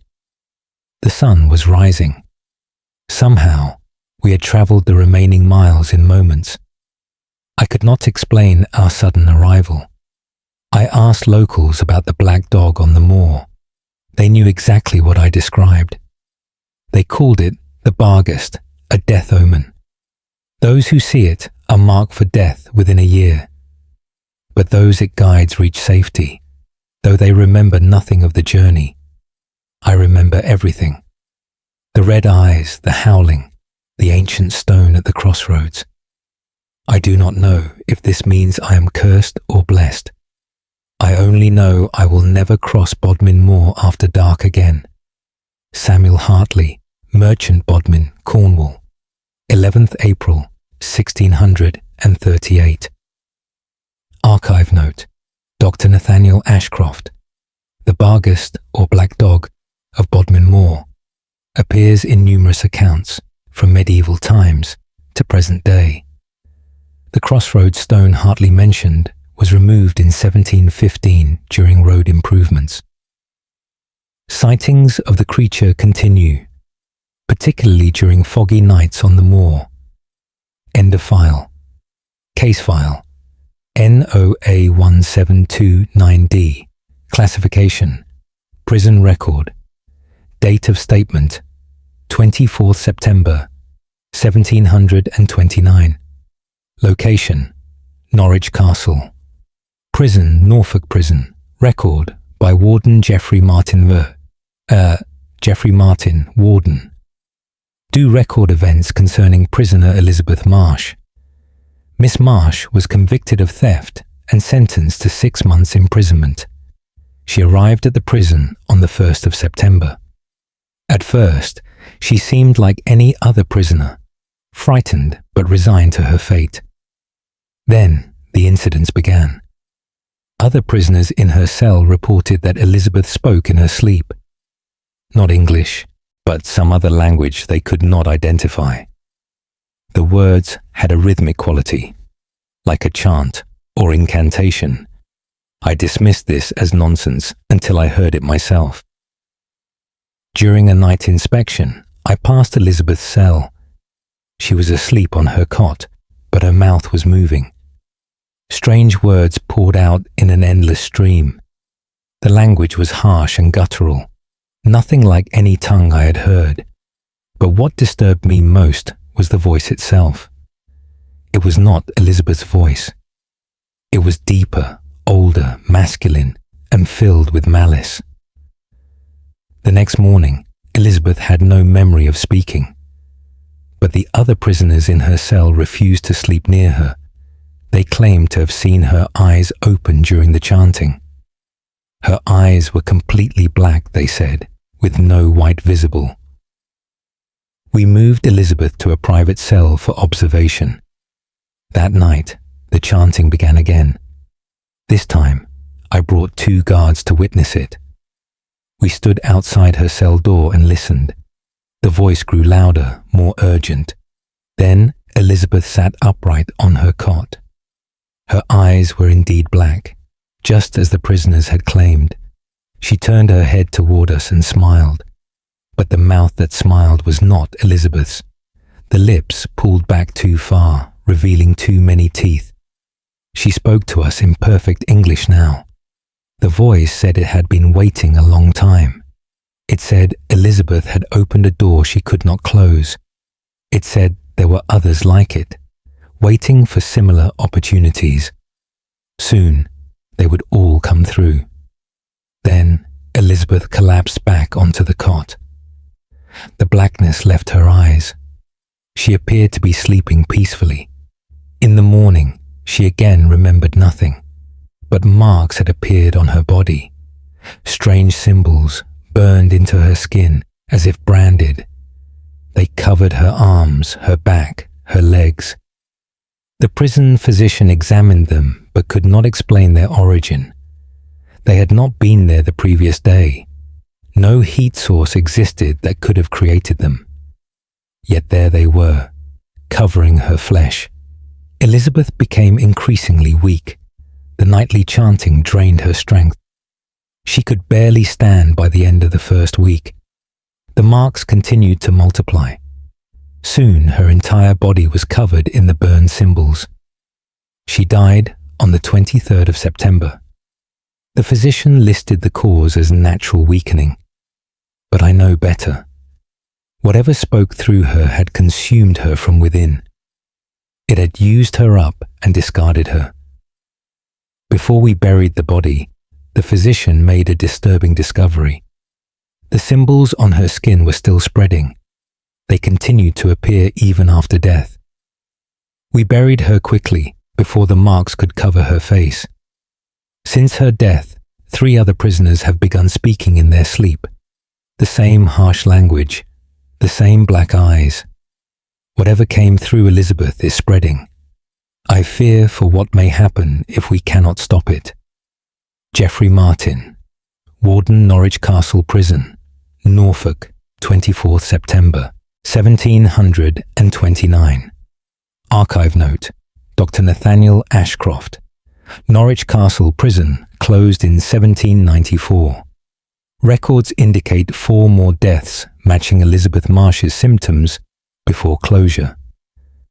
The building was demolished in 1812. The symbols appearing on victims were sketched by the prison physician, but remain untranslated. End of file. Case file NOA 1571E. Classification. Testimony. Date of statement 7th March 1571. Location Rye, East Sussex. Testimony of fisherman Peter Walsh verse. Peter Walsh, fisherman, do testify to what I witnessed at sea. I have fished the waters off Rye for 25 years. I know these waters better than my own hand. On the night of the 6th of March, I was returning to harbour after the day's catch. The sea was calm, the wind favourable. About 2 miles from shore, I heard singing. A woman's voice, achingly beautiful, carrying across the water. I looked for the source but saw nothing in the darkness. The singing continued, drawing closer. I realized it came from the water itself, not from any boat. Then I saw her. A woman floating on the surface. Her long hair spread around her like seaweed. She was naked, her pale skin luminous in the moonlight. As I watched, she dove beneath the waves. Moments later, she surfaced much closer to my boat. She smiled at me, and I saw her teeth were pointed like needles. The singing resumed, more beautiful than before. I felt myself drawn toward her, wanting to join her in the water. My hands moved to the side of the boat, preparing to jump, but something in her eyes stopped me. They were completely black, reflecting no light, and they were filled with hunger. I tore my gaze away and grabbed the oars. I rowed as hard as I could toward shore. The singing followed me, growing more insistent. The woman paced my boat, swimming alongside with impossible speed. She reached up and grabbed the edge of the boat. Her hands were webbed, with long claws instead of fingernails. She tried to pull herself up, still singing, still smiling. I struck at her hands with an oar. She hissed and released her grip, but she did not give up. She dove beneath the boat and hit it from below. The impact nearly capsized us. Again and again she struck, trying to tip me into the water. I continued rowing, praying to reach shallow water. The singing changed to shrieking now, high-pitched and furious. Other voices joined hers. I looked around and saw more of them. Dozens of women, all swimming toward my boat, all with the same black eyes and pointed teeth. They surrounded me, reaching up, trying to drag me down. I abandoned the oars and used my boat hook to push them away. But there were too many. For every one I pushed back, 2 more took her place. Then I felt the boat scrape bottom. I was in the shallows, too shallow for them to follow. The creatures retreated, shrieking their rage. They circled, just beyond the sandbar, watching me. I waded the rest of the way to shore, dragging my boat behind me. When I looked back from the beach, the water was empty, but I could still hear faint singing carried on the wind. I reported what I'd seen to the harbour master. He listened, but said nothing. Later, an old sailor took me aside. He said others had seen the women in the water. He called them sirens, creatures that lured sailors to drown. The waters off Rye were known to harbour them. Many men had been lost to their singing over the years. I was lucky, he said, to have resisted their call. I sold my boat the next day, I will not return to the sea. The memory of those black eyes, those pointed teeth haunts me still. And sometimes, in the quiet of night, I hear the singing. It calls to me, promising beauty and peace. But I know what waits beneath that promise. I know what hungers in the deep water. Peter Walsh, Fisherman Rye, East Sussex, 7th March, 1571. Archive note. Dr. Nathaniel Ashcroft. Sailors' reports of siren-like creatures off the Sussex coast date back to Saxon times. Several fishermen disappeared in the area during the 16th century. Modern marine biology offers no explanation for creatures matching these descriptions. Reports continue sporadically. End of file. Case file. NOA 1684. F classification. Statement. Date of statement. 15th January 1684. Location.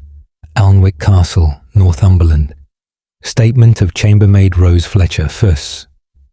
Rose Fletcher, chambermaid. Do make statement regarding the west tower of the castle. I have served in Alnwick Castle for 8 years. In that time, I have cleaned every room from cellar to tower.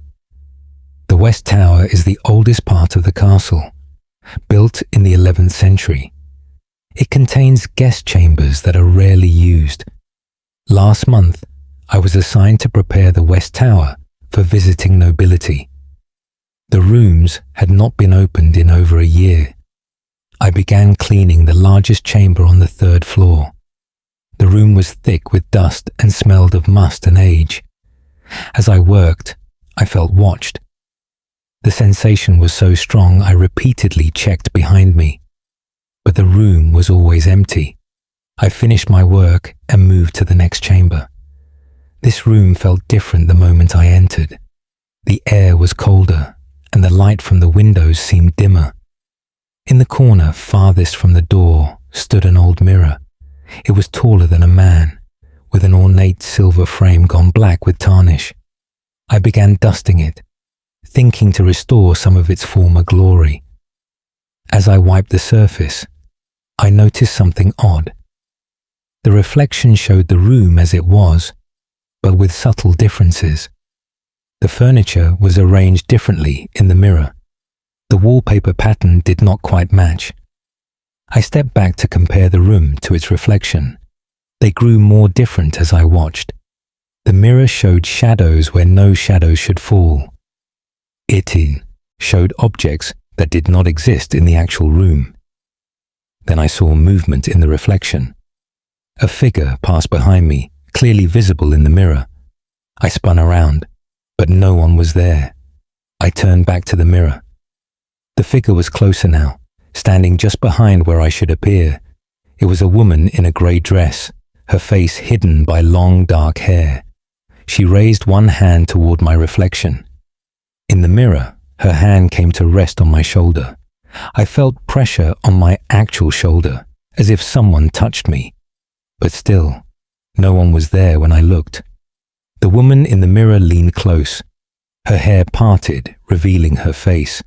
It was rotted, the flesh grey and sagging from the bone. Her eyes were gone, leaving dark, empty sockets. Her mouth opened in a silent scream. I ran from that room and did not stop until I reached the main hall. The housekeeper found me there, shaking and unable to speak. When I finally told her what happened, she nodded grimly. She said the West Tower had a history. A noblewoman had died in that chamber 300 years ago. She was murdered by her husband, who then sealed her body in the walls. It was found during renovations a century later. Since then, servants refused to enter the room with the mirror. Those who did reported seeing the dead woman's reflection. Some claim she tried to pull them into the mirror with her.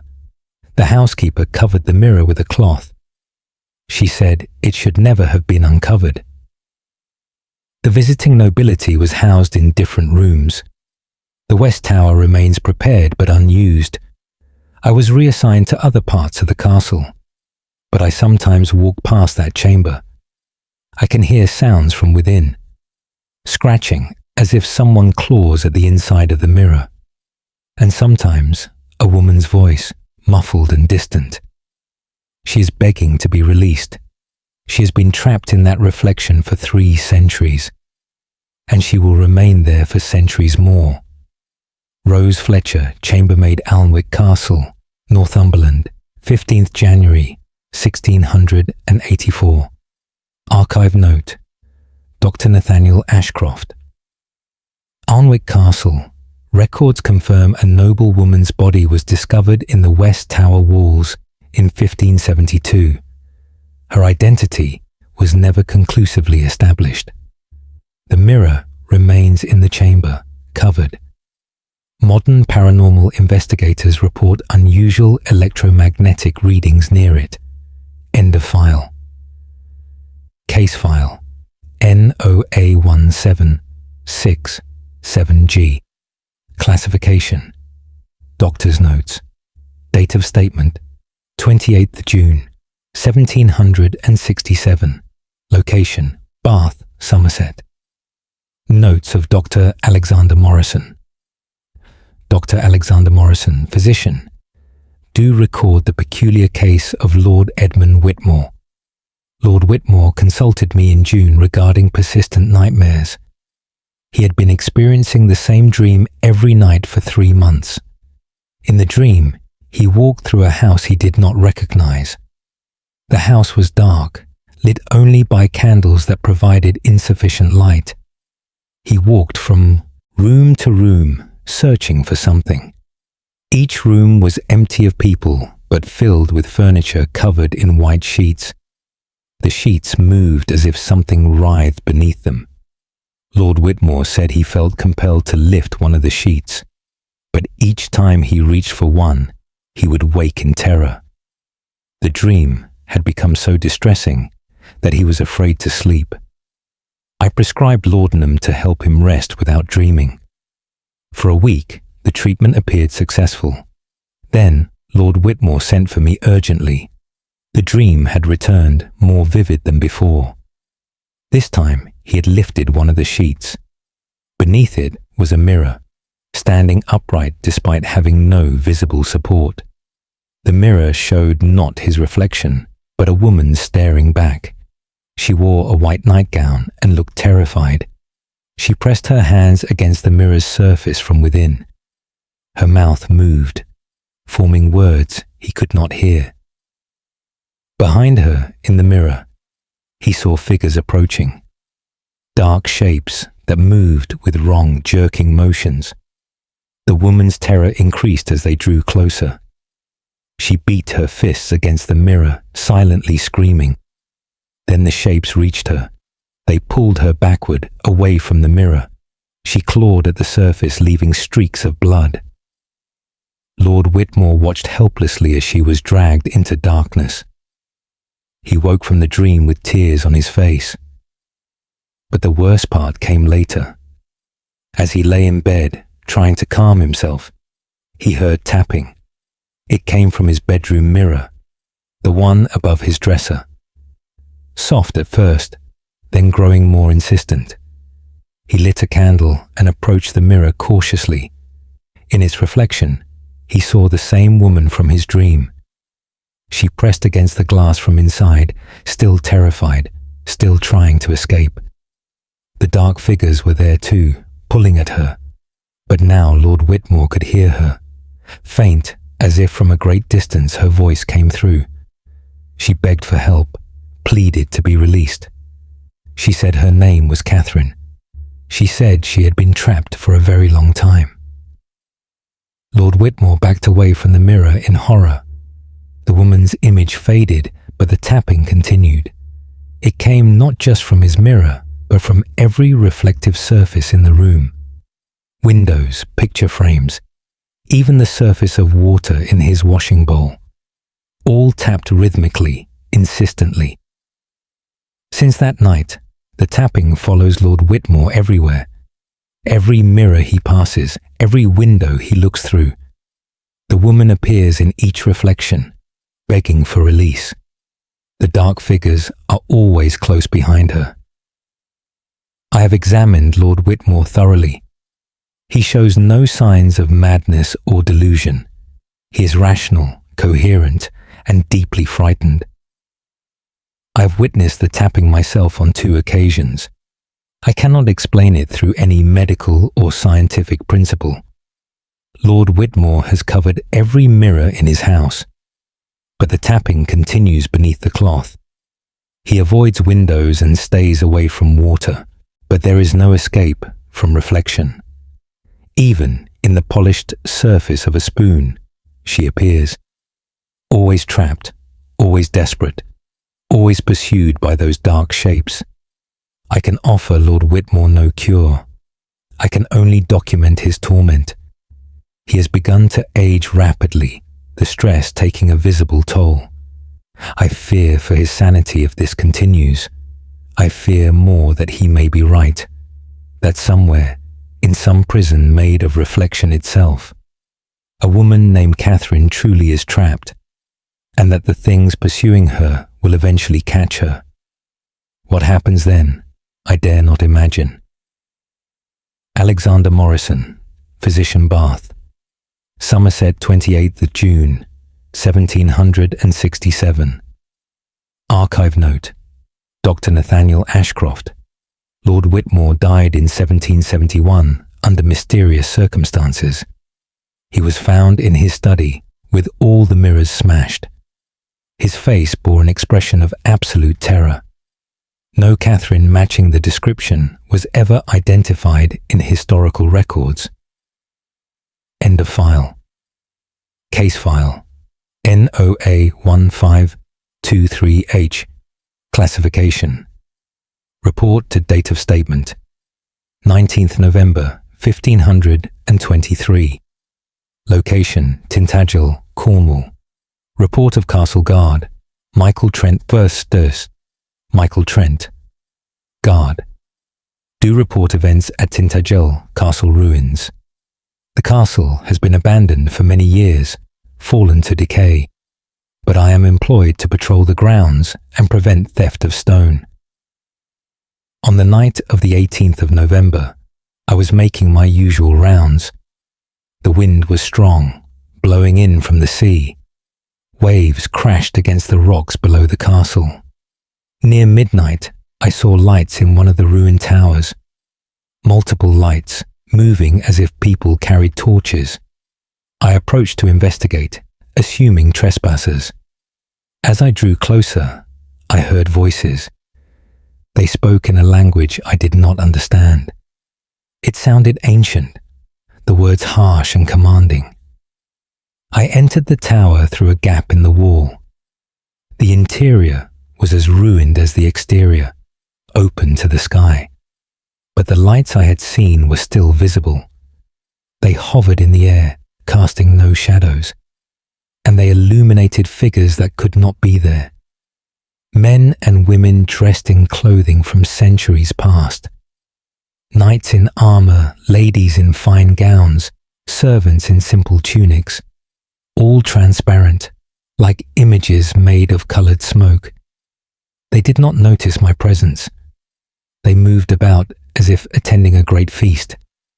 I saw them eating and drinking, though the food and cups were as transparent as they were. I saw them laughing and talking, though I heard only that strange, ancient language. Musicians played instruments I could barely see. The music was faint, like listening through thick walls. In the center of the gathering sat a man in a golden crown. He looked regal and powerful, his bearing that of a king. Beside him sat a woman of extraordinary beauty, but there was sadness in her face, and she did not smile. The king stood and raised a cup. All the transparent figures raised their cups as well. The king spoke, his voice louder than the others. I understood nothing of what he said, but the others responded with cheers and raised cups. Then the scene changed abruptly. The festive gathering transformed into something dark. The figures became agitated, angry. Knights drew swords that glowed with that same eerie light. The beautiful woman stood and backed away from the king. He reached for her, but she avoided his grasp. The other figures parted, creating a path. The woman ran, and the king followed. Knights pursued them both. The scene played out in silence except for that incomprehensible language. I watched as the woman fled through doorways that no longer existed. She ran across halls that had crumbled centuries ago. The king and his knights chased her through the phantom castle. They passed through me as if I were smoke. I felt nothing, but the temperature dropped dramatically when they passed. The woman reached the edge of the castle, where a cliff dropped to the sea. She turned to face her pursuers. The king approached her, his hand outstretched. Whether in supplication or threat, I could not tell. The woman looked back at the sea, then at the king. She made a choice. She stepped backward off the cliff. The king rushed forward, but too late. He stood at the edge, looking down. Then he turned and collapsed. His knights gathered around him. The scene froze, held in that moment of tragedy. Slowly, the lights began to fade. The figures grew dimmer, more transparent. Within minutes, they had vanished completely. I stood alone in the ruined tower, shaking from cold and shock. I fled the castle and did not return until morning. In the daylight, I searched for any sign of what I had witnessed. There was nothing, just broken stones and empty spaces. I told the landowner what I had seen. He was not surprised. He said many had witnessed the phantom feast over the years. It appeared on the anniversary of some ancient tragedy. A king, a queen, betrayal and death. The story had been lost to time, but the ghosts remained, replaying their final night over and over, trapped in the moment of their greatest sorrow. I continued my work at Tintagel for another month, but I requested transfer after seeing the lights appear twice more. I could not bear to watch that tragedy unfold again. Michael Trent, Castle Guard, Tintagel, Cornwall, 19th November 1523. Archive note. Dr. Nathaniel Ashcroft. Tintagel, Castle's association with King Arthur includes numerous legends of betrayal and tragedy. Multiple accounts describe phantom feasts and spectral figures in the ruins. The specific event Trent witnessed has not been matched to historical records, suggesting either lost history or legendary embellishment. End of file. Case file NOA 1659J. Classification Monk's Record. Date of statement 10th October 1659. Location Glastonbury Abbey, Somerset. Record of Brother Bell. Thomas Ashford Vierne. Brother Thomas Ashford. Do record events in the Abbey Library. I serve as librarian, maintaining the collection of ancient texts. The library occupies the oldest surviving part of the Abbey. Many of our manuscripts date back 600 years or more. Last month, while cataloguing a collection recently acquired, I discovered something unusual. A book bound in black leather with no title or markings on the cover. The pages were vellum, the text handwritten in Latin. But the Latin was wrong somehow. The grammar was correct, but the words themselves felt corrupt. As I read, I felt a growing sense of dread. The text described rituals for communicating with entities beyond our world. Not demons, but something older and stranger. Things that existed before creation, waiting in the spaces between. I should have stopped reading. Instead, I became absorbed in the forbidden knowledge. Hours passed without my notice. When I finally looked up, darkness had fallen. The library was lit only by my single candle, and I was not alone. In the corner farthest from my desk, something moved in the shadows. It was not a shape exactly, but an absence of light, a darkness darker than the surrounding darkness. It shifted and writhed like smoke, but remained contained in that corner. I tried to call out, but my voice would not obey. The darkness began to grow, spreading along the walls. Where it touched, the stones seemed to age rapidly. Cracks appeared, mortar crumbled, ancient stonework deteriorated before my eyes. The darkness reached a shelf of books. The volumes burst into flames without any natural fire. They burned with a black flame that gave no light, only consumed. Within seconds, centuries of knowledge were reduced to ash. I finally found my voice and screamed. Other brothers came running with torches. Their light pushed back the darkness, forcing it to retreat to its corner. But the damage was done. An entire wall of the library was destroyed. Books that had survived wars and time were gone forever. We attempted to seal the corner where the darkness dwelled. We built a wall of stone, blessed with holy water. We placed sacred relics in the mortar.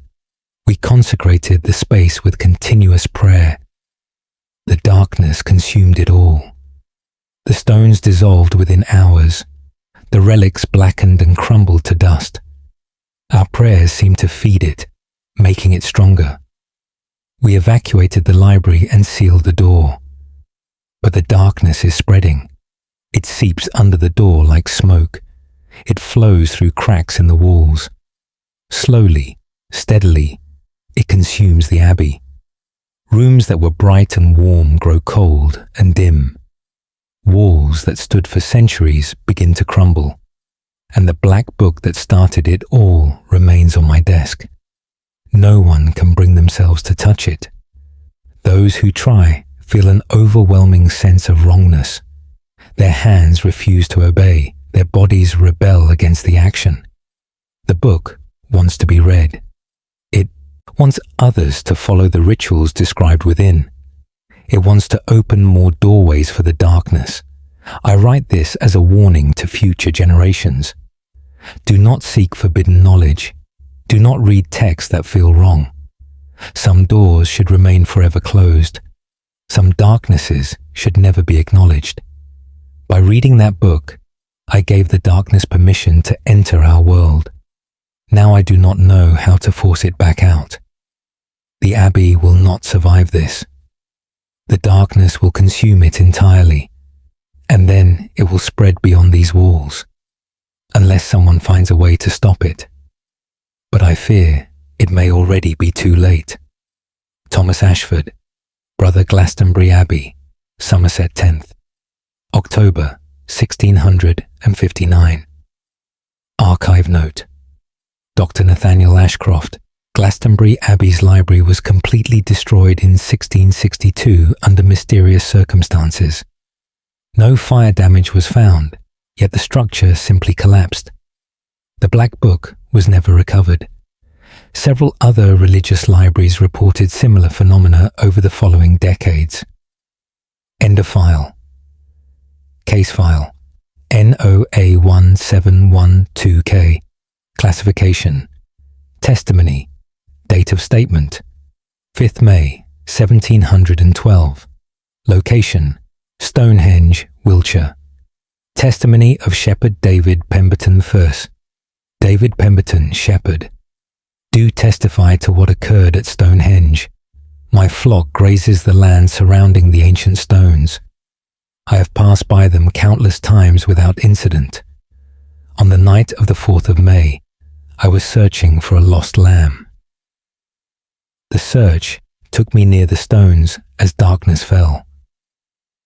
I should have waited until morning, but the lamb was young and vulnerable. As I approached the monument, I heard chanting, multiple voices, rhythmic and hypnotic. The sound came from within the circle of stones. I climbed to the top of a nearby hill to observe. Figures moved among the stones, perhaps 20 of them. They wore robes and carried no lights, yet I could see them clearly. They glowed with a pale luminescence like marsh gas or foxfire. The figures moved in a pattern, circling the stones in both directions. Some walked clockwise, others counterclockwise. When they passed each other, they would reach out and touch hands briefly. The chanting grew louder with each circuit. I recognized no words, but the sound made my skin crawl. Then the figures stopped moving. They arranged themselves around the perimeter of the inner circle. All faced toward the center, where the largest stone stands. The chanting changed, became more urgent and demanding. The ground beneath my feet began to vibrate. Not an earthquake, but a deep thrumming that came from the stones themselves. The air grew thick and hard to breathe. I felt pressure building, like before a terrible storm. Light began to emanate from the ground in the center of the circle. Not ordinary light, but something that hurt to look at directly. It was every color and no color, shifting and pulsing. The figures raised their hands toward this light. Their chanting reached a crescendo. Then the light exploded upward, shooting into the sky like a pillar of fire. But it was not fire. It was something far stranger. The pillar split into multiple streams, arcing outward from the stones. Where they touched the ground, the earth opened. I saw what lay beneath our world. I saw vastness and emptiness. I saw things moving in that void, vast and terrible. I saw them turn their attention toward the opening. I saw them begin to rise. The figures among the stones began to scream, not in fear, but in triumph. They were calling to those things, welcoming them. I finally found my voice and my courage. I fled down the hill, running as fast as my legs would carry me. Behind me, the light grew brighter. The thrumming of the stones became a roar. I heard other sounds too, impossible sounds. The grinding of stone on stone, though nothing touched. Whispers in 1,000 voices, speaking in unison. A wind that blew from below rather than above. I ran until I could run no more. When I finally stopped and looked back, the light was gone. The stones stood dark and silent against the night sky. No figures were visible, but the ground around Stonehenge was scorched. A perfect circle of burned earth surrounded the monument. Grass and wildflowers that had grown there for years were reduced to ash. In the morning, I returned with other men from the village. The burned circle remained, clear evidence something had occurred. But of the robed figures, there was no trace. We searched among the stones and found nothing. No footprints, no discarded robes, no sign anyone had been there. Except for one thing. On the largest stone, new marks had appeared, symbols carved deep into the ancient rock. They were not weathered like the other carvings. These were fresh, as if just completed. No tool we possessed could have cut that stone. Yet something had marked it in a single night. The marks seemed to writhe and shift when I looked at them too long. They hurt my eyes and made my head ache. We covered them with mud and turned away. I have not returned to Stonehenge since that night. My flock now grazes elsewhere, though it means longer walks. I will not go near those stones again. Something was awakened there. Something was invited through. Whether it fully arrived or was forced back, I do not know. I only know that Stonehenge is not simply an ancient monument. It is a doorway, and on that night, someone tried to open it. David Pemberton, Shepherd, Wiltshire, 5th May, 1712. Archive note. Dr. Nathaniel Ashcroft. Stonehenge has been associated with ritual activity since its construction 4,000 years ago. Modern archaeological surveys reveal the stones were indeed scorched in a circular pattern at some point, though dating the event is difficult. The symbols Pemberton described have never been photographed or documented. End of file. Case file. NOA1588L. Classification. Medical Journal. Date of statement. 13th July 1588. Location. Cambridge University, Cambridgeshire. Journal of Dr. William Chester. Professor of Medicine was Dr. William Chester. Do journal about a most disturbing patient case. A young student named Robert Ashby was brought to the university infirmary. He had been found unconscious in the library late at night. Upon examination, I discovered no physical injuries. His vital signs were strong, his breathing steady. Yet he would not wake, no matter what methods I employed. I kept him under observation, expecting him to regain consciousness naturally. 3 days passed with no change. Then, on the 4th day, he opened his eyes, but he did not speak or respond to questions. He simply stared at the ceiling, unblinking. His eyes moved, tracking something invisible to the rest of us. They followed this unseen thing as it apparently moved around the room. I waved my hand before his face, but he did not react. His gaze remained fixed on whatever he alone could see. That evening, he began to speak, not to us, but to the invisible presence. He spoke in Latin, which was not unusual for a university student. But the conversation was one-sided and deeply troubling. He described things he had learned, secrets he had uncovered. He spoke of books that should not exist, knowledge that should remain hidden. He seemed to be reporting to someone, like a student to a master. When he finished speaking, he fell silent again. But now his eyes had changed. They were no longer blue, as they had been before. They were now grey, with an odd metallic sheen. Over the following days, Robert continued these one-sided conversations. Each time he spoke, he revealed more forbidden knowledge. He described rituals for extending life beyond natural limits. He explained methods for transferring consciousness from one body to another. He detailed ways to perceive other dimensions of reality. I recorded everything he said, unable to stop myself despite my growing horror. The knowledge he shared was fascinating and utterly wrong. On the 10th day, Robert sat up in bed. He looked directly at me for the first time. He smiled, and it was not Robert's smile. He said that Robert was gone. He said that Robert had made room for something else. He said that I should be grateful, as I was witnessing a great transformation. Then he stood and walked to the window. He looked out at the university grounds. He said there were many like him now, walking among the students and scholars, gathering knowledge, preparing. He said they had been here for a very long time, learning, growing, waiting for the right moment.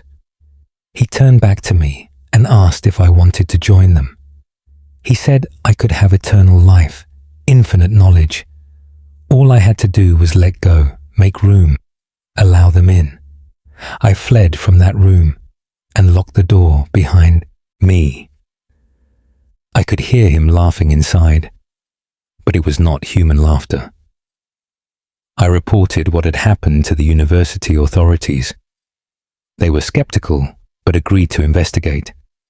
When they entered the infirmary, Robert was gone. The window was open, though we were 3 floors above the ground. No one saw him leave, and no body was found below. He simply vanished. Since then, I have noticed something disturbing. Several students, and even some professors, have developed that same metallic sheen in their eyes. They move differently, speak differently, though the changes are subtle. They gather in small groups and speak in low voices. When I pass them, they stop talking and watch me with those strange eyes. I do not know what has infiltrated our university. I do not know how many of them walk among us, but I know that Robert Ashby is gone, and something else wears his shape. William Chester, Professor of Medicine, Cambridge University. Cambridgeshire, 13th July 1588 archive note.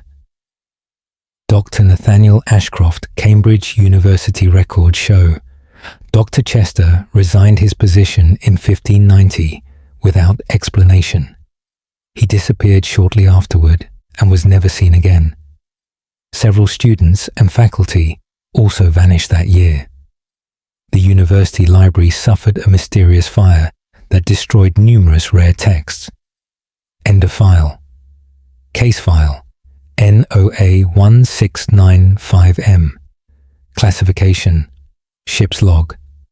Date of statement 27th March 1695. Location at sea off Plymouth. Devon log of Captain Edmund Hartley the Captain Edmund Hartley, master of the merchant vessel Seabird, do log events at sea.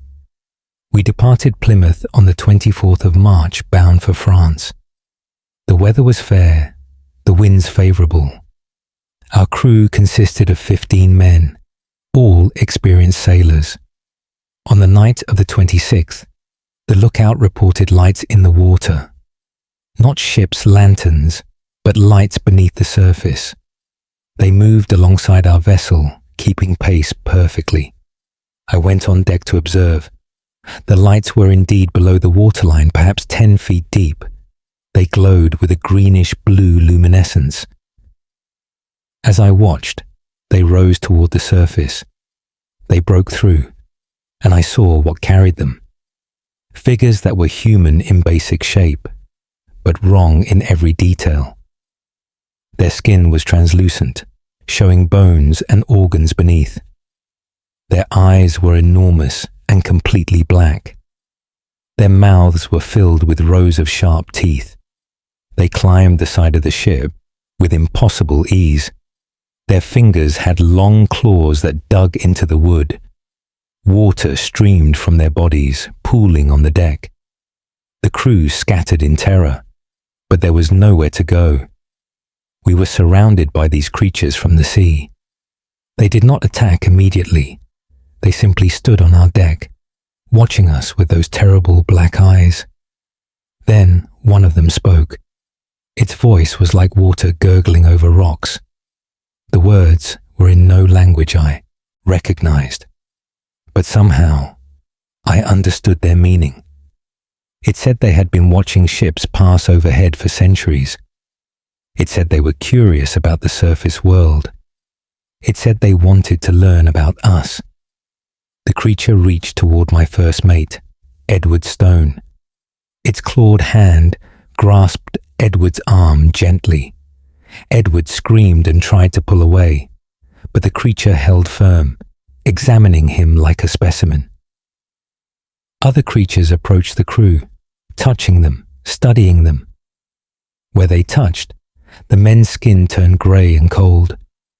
I saw webbing begin to form between Edward's fingers. His eyes started to change, growing larger, darker.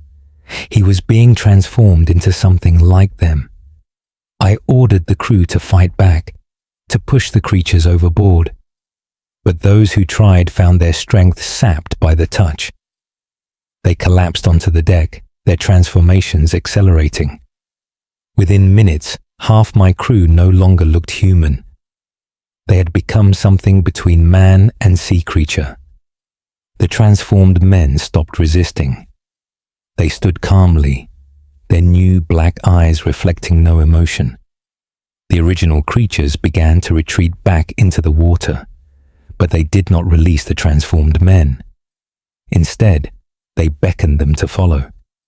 The transformed crew members walked to the rail. They did not hesitate or look back. They simply climbed over and dropped into the sea. I rushed to the rail and looked down. I saw them descending into the depths, following the lights. They did not struggle or try to surface. They swam with inhuman grace, as if they had always belonged in the water. Within moments, they and the lights vanished into the dark ocean. I was left with 7 crew members, including myself. We sailed on in shocked silence. When we reached port, I reported what had happened. The authorities listed the missing men as lost at sea in an accident. No one believed my account of the creatures, but I know what I saw. I know that something lives in the depths, something that can change us, make us like them. The remaining crew refused to sail again. They will not go near the water. I do not blame them. I have sold the seabird and retired from the sea. I will not risk encountering those creatures again. Sometimes I dream of the transformed men. I see them swimming in the depths, no longer human. They are happy down there, I think. They have found a new home. But the cost was everything that made them men. Edmund Hartley, Captain Plymouth, Devon, 27th March, 1695. Archive note. Dr. Nathaniel Ashcroft. Several similar accounts exist from the 17th and 18th centuries. Ship's logs describe crew members vanishing after encounters with aquatic entities. No physical evidence has ever been recovered. Deep-sea exploration occasionally reveals structures that appear artificial at extreme depths. End of file. Case file. NOA 17411N. Classification. Account date of Machmusus. Statement. 8th November, 1741. Location. Hampton Court Palace, Surrey. Account of Palace Guard. Thomas Williams Way. Thomas Williams, Palace Guard. Do account for events in the East Wing.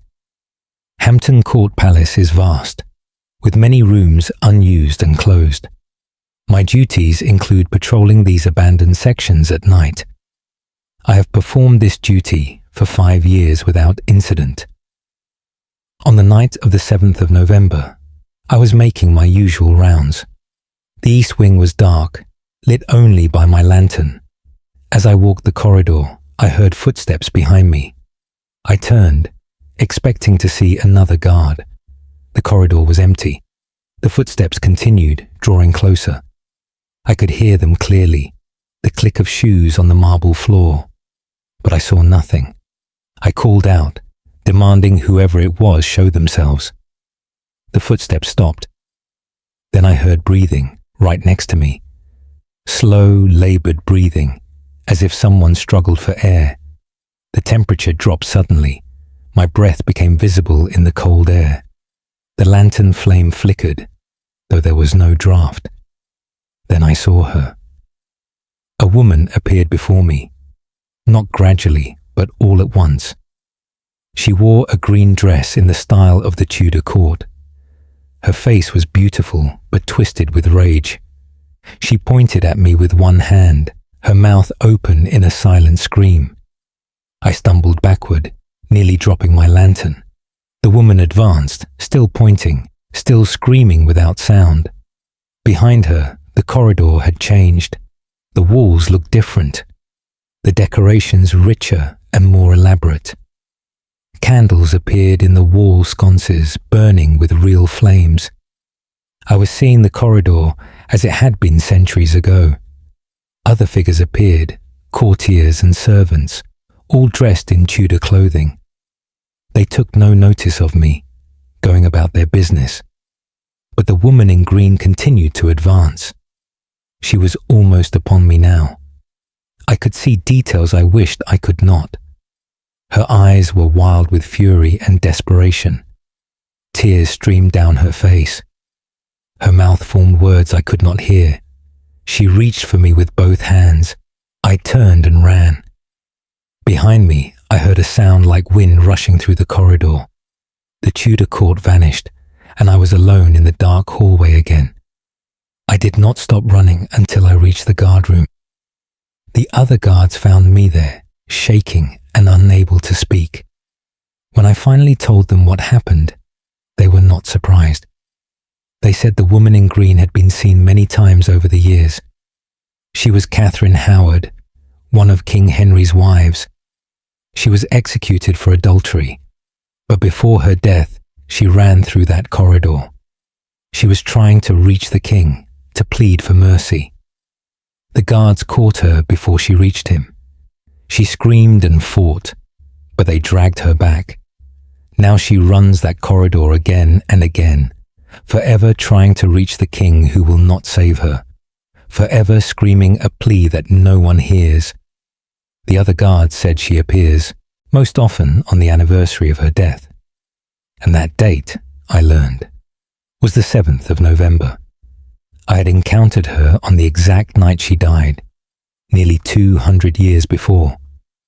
I requested transferred to a different section of the palace. The request was denied. I continued to patrol the East Wing, but I do so quickly, and I no longer walk alone. I have seen her twice more since that first encounter, always running, always screaming, always reaching for something she can never grasp. The terror never leaves her face. The desperation never fades.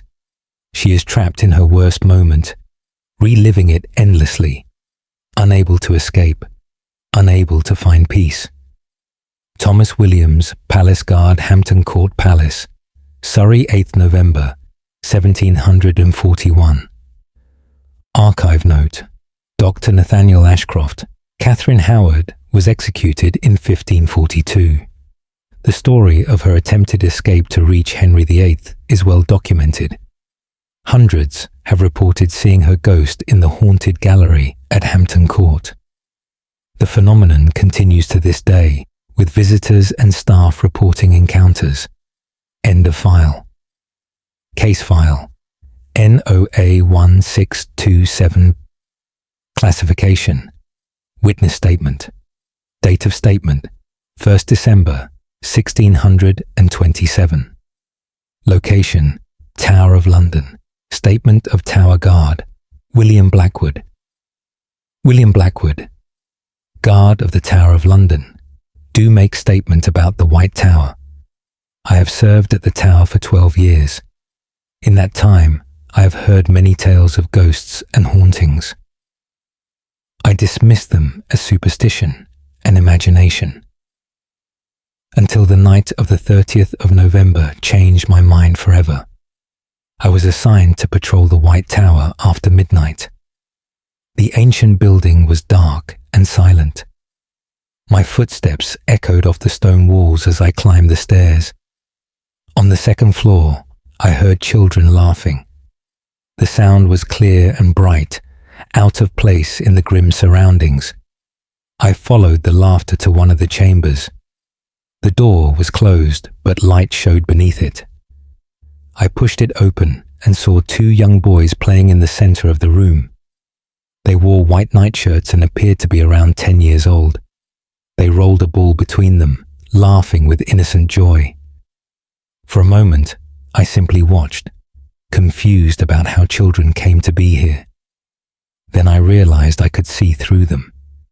They were transparent, like images made of mist. The ball they played with made no sound when it rolled across the floor. Their laughter, though clear, had a distant quality, as if I heard it from far away.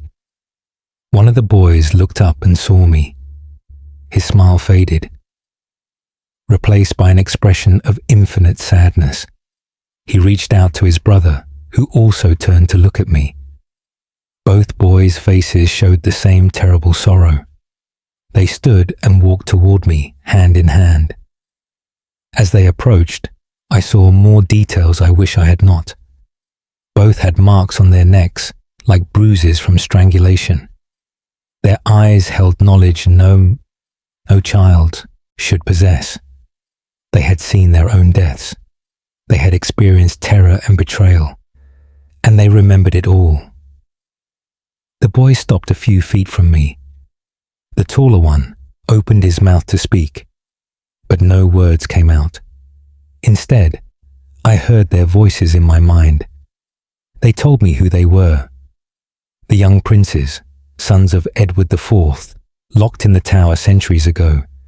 They told me what had been done to them, how they were smothered in their sleep by men they thought were guards, how they woke in darkness, struggling for air that would not come, how they held each other as they died. They told me their bodies were hidden, buried in haste beneath a staircase. They told me they had been trapped here ever since, playing their eternal game, waiting for justice that never came. The images flooded my mind. I saw their murder as they had experienced it. I felt their fear, their confusion, their pain. I collapsed to my knees, overwhelmed by the horror of it. When I looked up again, the boys were gone. The room was dark and empty, but I could still hear their laughter, faint and distant. I stumbled from that chamber and did not return. I reported what I had seen to the commander of the guard. He listened but said nothing.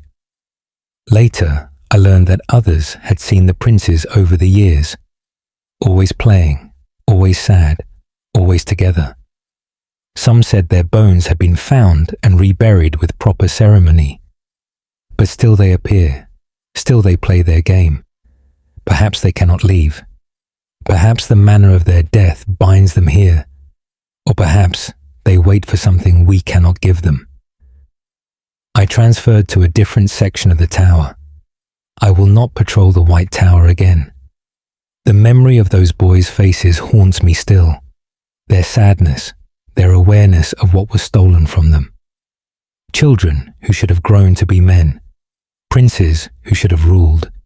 Instead, they are trapped forever in the tower that was both their prison and their tomb. William Blackwood, Tower Guard, Tower of London, 1st December 1627. Archive note: Dr. Nathaniel Ashcroft. The bones of 2 children were discovered beneath a staircase in the White Tower in 1674. They were reburied in Westminster Abbey. Despite this, sightings of the 2 young princes continue. Multiple witnesses have described identical encounters with the ghost children over the centuries. End of file. Case file NOA1534Q. Classification: Personal Journal. Date of statement: 23rd June 1534. Location: Fountains Abbey, Yorkshire. From the Personal Journal of Abbot William Thornton I, Abbot William Thornton. Do record events that threaten our very souls. Fountains Abbey has stood for 400 years, a place of prayer and contemplation. But something has emerged from the ruins of the older sections. 3 weeks ago, workmen began renovating the chapter house. They uncovered a sealed doorway that appeared on no existing plans. Against my better judgment, I allowed them to open it. Beyond was a descending staircase carved from solid rock. The air that rushed out was cold and foul, like the breath of a tomb. We descended with torches, finding a chamber at the bottom. The walls were covered in writing, but not in Latin or English. The symbols were ancient, predating even the abbey's construction. In the center of the chamber was a well filled with black water. The water did not reflect our torchlight. It seemed to absorb the light, giving nothing back. As we stood there, the water began to move, not rippling, but churning from below. Something was rising from the depths. We fled the chamber and sealed the doorway immediately, but the ceiling did not hold. The next night, the door was found open again. The locks had been broken from the inside, and the black water had spread. It flowed up the stairs like a living thing, seeking new territory. Where it touched stone, the stone decayed. Where it touched wood, the wood rotted. We attempted to contain it, but nothing worked. The water could not be mopped up or drained away. It simply spread, slowly but relentlessly. Then the monks began to change.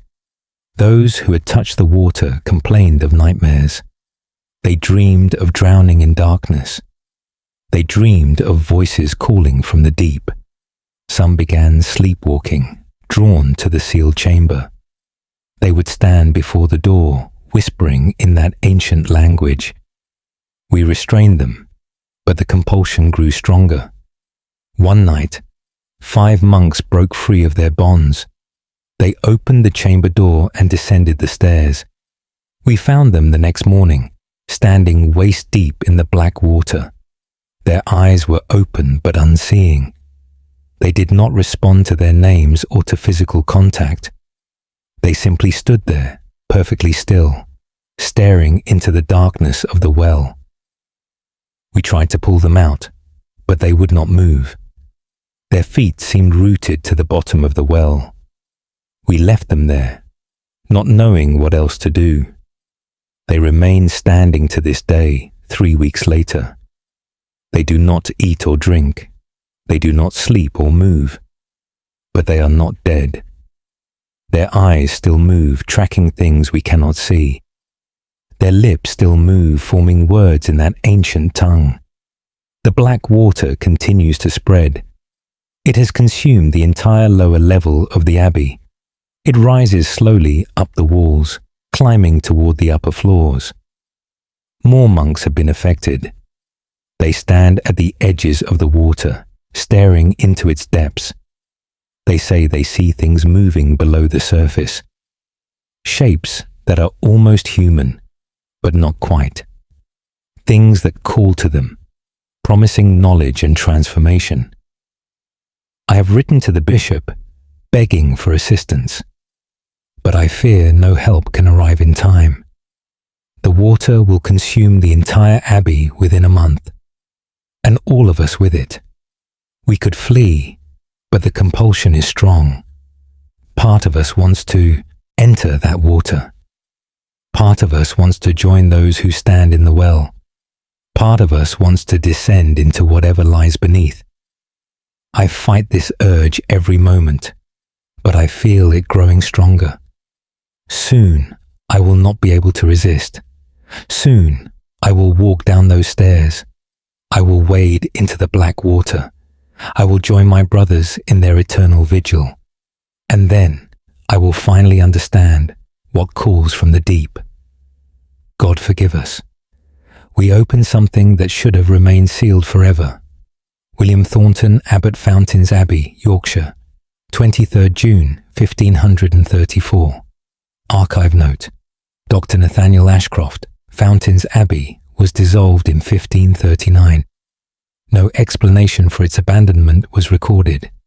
When later investigators entered the ruins, they found the lower levels flooded with stagnant water. No bodies were ever recovered. The sealed chamber was never located again. End of file.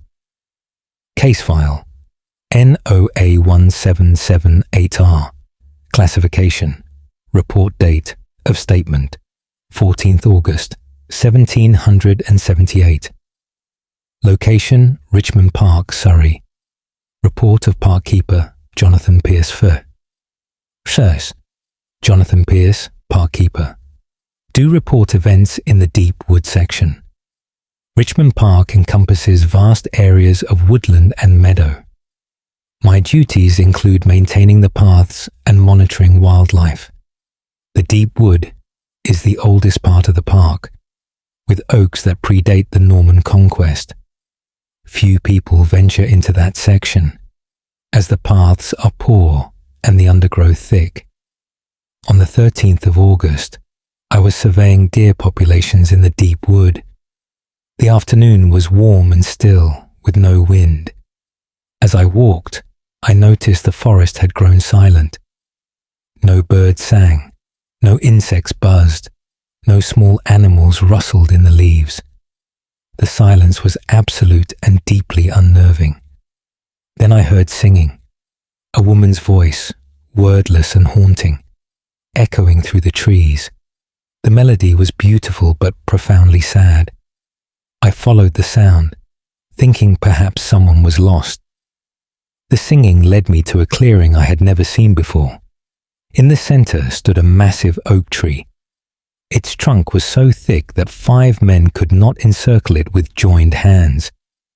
Beneath the oak sat a woman in a white dress. Her back was to me, her long hair falling to the ground around her. She continued singing as I approached. I called out to her, asking if she needed assistance. The singing stopped abruptly. Slowly, she turned to face me. Where her features should have been, there was nothing. Her face was smooth and blank, like unformed clay. No eyes, no nose, no mouth. Yet I had heard her singing clearly. She stood and began to walk toward me.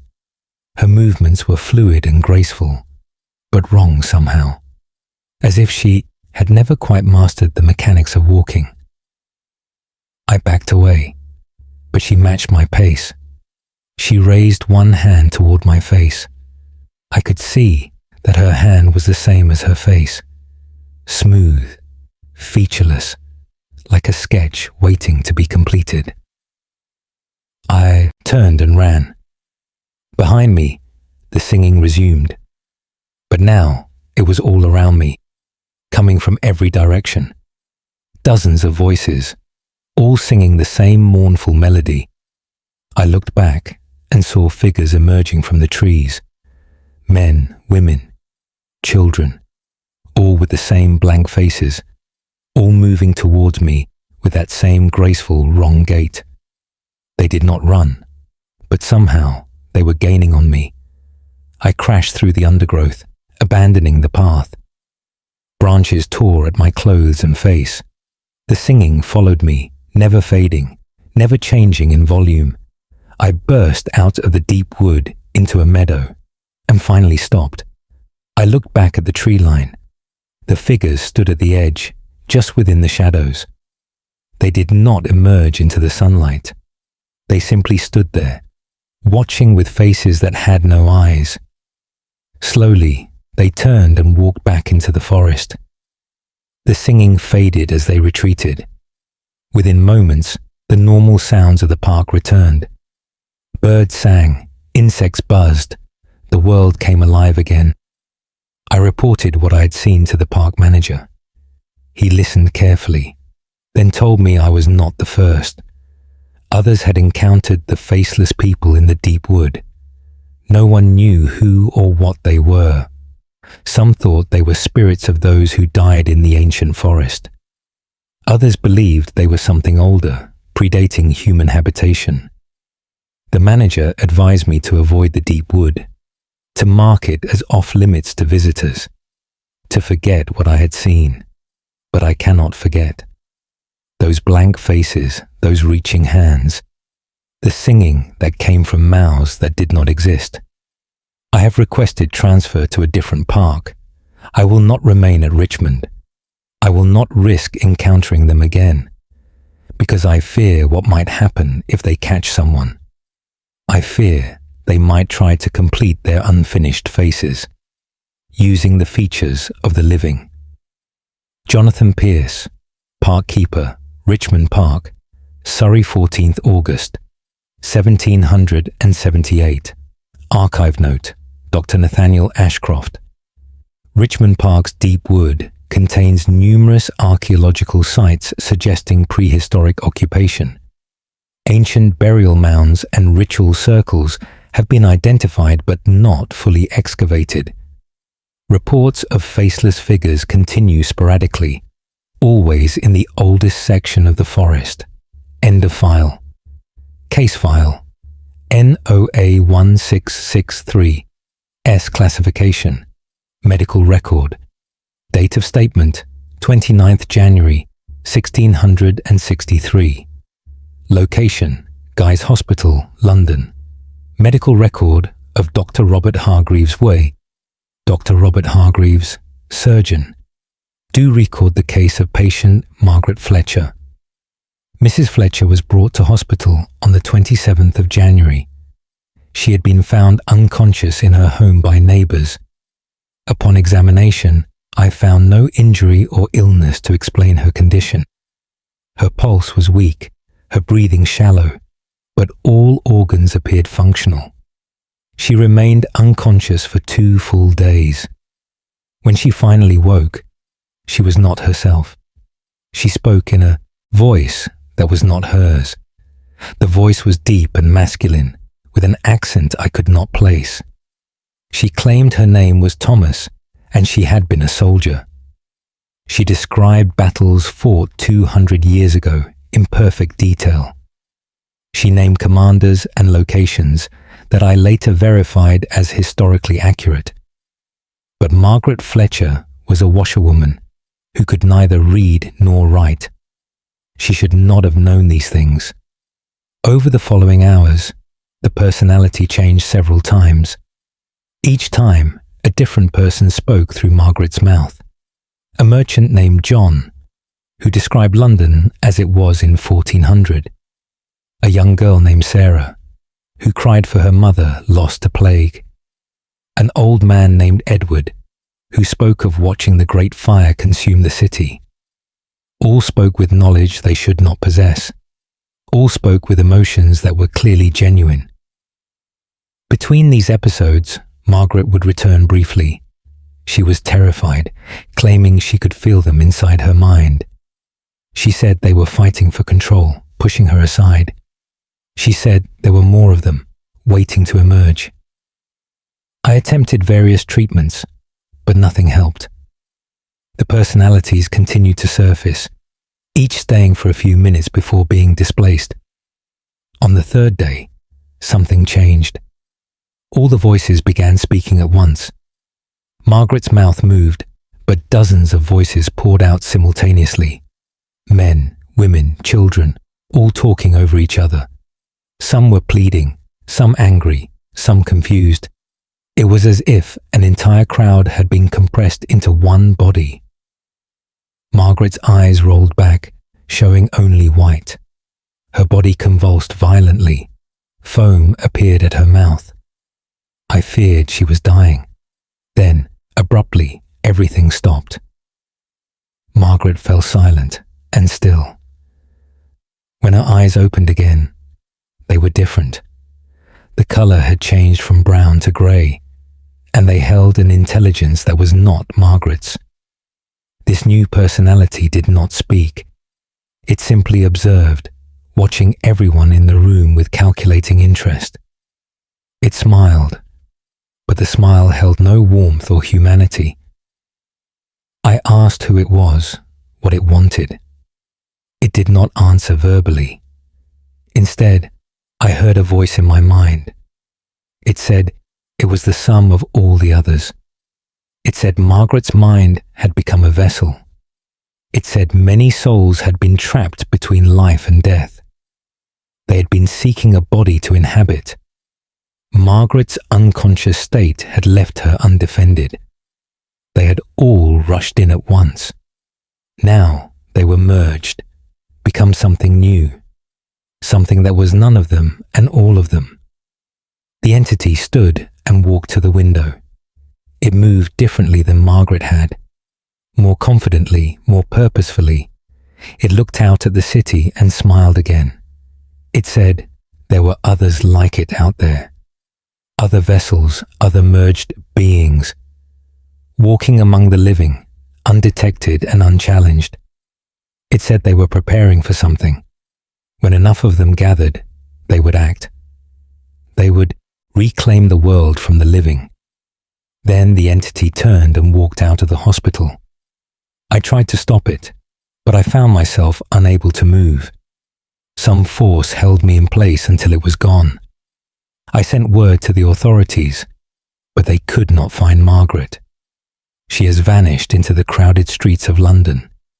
She is out there now, wearing a stolen face, hunting for more vessels, gathering her kind, preparing for whatever terrible plan they have conceived.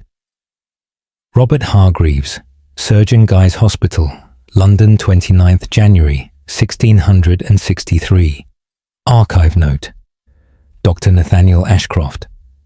Margaret Fletcher was never found. Similar cases of multiple personality manifestations appeared in medical literature over the following centuries. Some researchers believe these represent genuine supernatural possession rather than psychological phenomena. No satisfactory explanation has ever been proven. End of file. Case file NOA 1519. Classification Clergy Report. Date of statement 17th September 1519. Location Canterbury Cathedral, Kent. Report of Canon Peter Radcliffe I. Canon Peter Radcliffe. Do report events in the cathedral crypt. The crypt is the oldest part of Canterbury Cathedral, dating to the 11th century. It contains the tombs of archbishops and other notable figures. Access is restricted, and I hold the only key. On the 16th of September, I entered the crypt to prepare for a ceremony. As I descended the stairs, I heard voices. Multiple people were speaking in hushed tones. I called out, asking who was there without permission. The voices stopped immediately. I reached the bottom of the stairs and looked around. The crypt appeared empty, but I could feel presences watching from the shadows. I lit more candles, driving back the darkness. As the light spread, I saw them. Figures standing among the tombs. They wore clerical robes from various centuries. Bishops, priests, monks, all in the dress of their times. All perfectly still, perfectly silent, all staring at me with eyes that reflected the candlelight. I recognized some of them from portraits in the cathedral records. Men who had died hundreds of years ago. Men who were buried in these very tombs. Yet here they stood, as solid and real as I. One of them stepped forward. He wore the robes of an archbishop from the 13th century. His face was solemn, his bearing regal. He spoke, and his voice echoed off the ancient stones. He said they gathered here on certain nights. They said the cathedral was built on sacred ground. They said the boundary between worlds was thin in this place. They said the dead could return, briefly, to conduct their eternal duties. They were still serving the church, he said, still praying, still maintaining their vigil. Death had not released them from their vows. I asked if they were at peace. The archbishop's expression grew sad. He said peace was not possible, not while the world above remained troubled, not while sin and suffering continued. They were bound to this place, bound to their service. They would remain until the end of all things. He asked if I would join them someday. He said all who served in the cathedral eventually did. Death was not an ending here, merely a transition. I would continue my work as they continued theirs. I fled up the stairs, dropping my candle in my haste. Behind me, I heard them resume their discussion. Their voices followed me, speaking of matters both temporal and eternal. I locked the crypt door and have not opened it since. But I know they are still there, still gathering, still discussing, still serving, waiting for the night when I join their eternal congregation. The thought fills me with dread. I do not want to serve beyond death. I do not want to be trapped in that crypt for centuries. But the Archbishop's words suggested I have no choice. All who serve here are bound to this place, in life and in death, forever. Peter Radcliffe, Canon Canterbury Cathedral, Kent, 17th September, 1519 SP of note. Dr. Nathaniel Ashcroft, Canterbury Cathedral's crypt remains open to tourists today. Multiple visitors have reported seeing figures in historical clerical dress.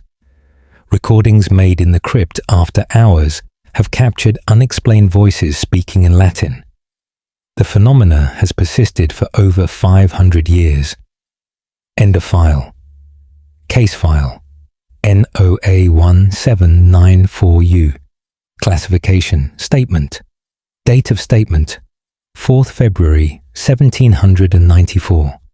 Location Oxford University, Oxfordshire.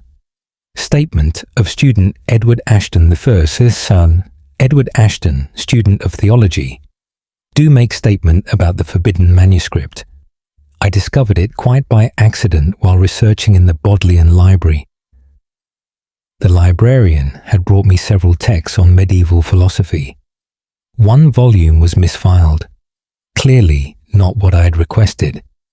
It was bound in cracked leather with no title on the spine. I opened it out of curiosity. The pages were filled with handwritten text in Latin, but not ordinary Latin. The grammar was classical, but the vocabulary was strange. Words I had never encountered in years of study.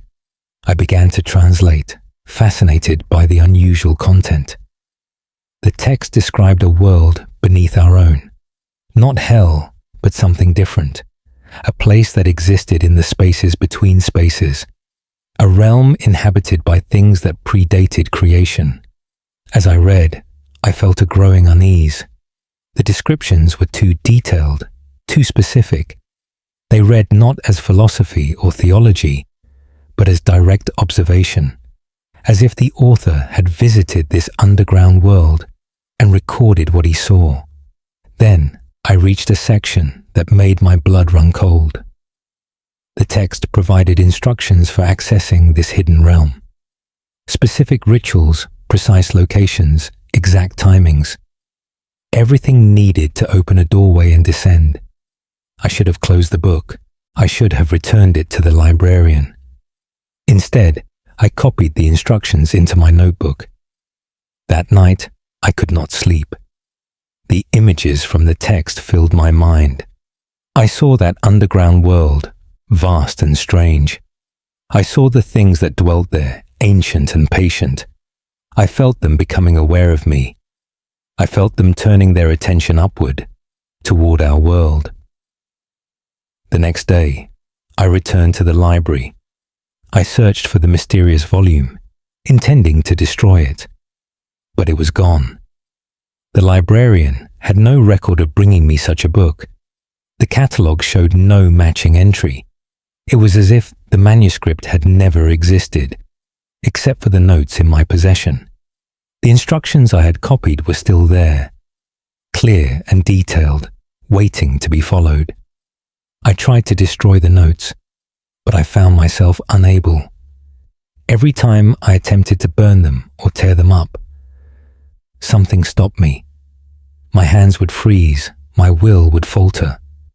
The notes wanted to be preserved. The notes wanted to be used. I locked them in my desk drawer and tried to forget. But the dreams continued. Every night, I descended deeper into that underground world. Every night, I saw more of its impossible geography. Every night, the things that lived there drew closer. They whispered promises of knowledge and power. They described wonders that existed beyond human understanding. They said I could join them, become something more than human. All I had to do was follow the instructions. All I had to do was open the doorway. I have begun to hear them during the day now. Their whispers follow me through the streets of Oxford. They call from beneath the ground, from the spaces between buildings. They are waiting for me to descend. They are patient, but they are eager. I write this as a warning to myself and others. Do not seek forbidden knowledge. Do not read texts that feel wrong. Some doors exist to remain closed. Some worlds must never be visited. I fear I do not have the strength to resist much longer. The whispers grow louder each day. The instructions in my drawer call to me constantly. Soon I will open that doorway. Soon I will descend. And I do not think I will return. If anyone finds these words, please do not follow me. Do not try to rescue me. Do not use the instructions. Some sacrifices must be final. Some choices cannot be undone. I am lost, but perhaps my warning can save others from the same fate. Edward Ashton, student, Oxford University, Oxfordshire, 4th February 1794. Archive note: Dr. Nathaniel Ashcroft. Edward Ashton vanished on the 10th of February 1794. His room was found empty except for his notes. The instructions he copied have never been located. Multiple students have disappeared from Oxford over the centuries under similar mysterious circumstances. End of file. Case closed to public record. The original document remains sealed within the vaults of the British Museum. The NOA archive remains committed to documenting phenomena that defy conventional understanding. These cases are submitted for academic review and further investigation. Further access requires written authorization or curiosity strong enough to ignore the warnings. Until next time, these are the National Occult Archives.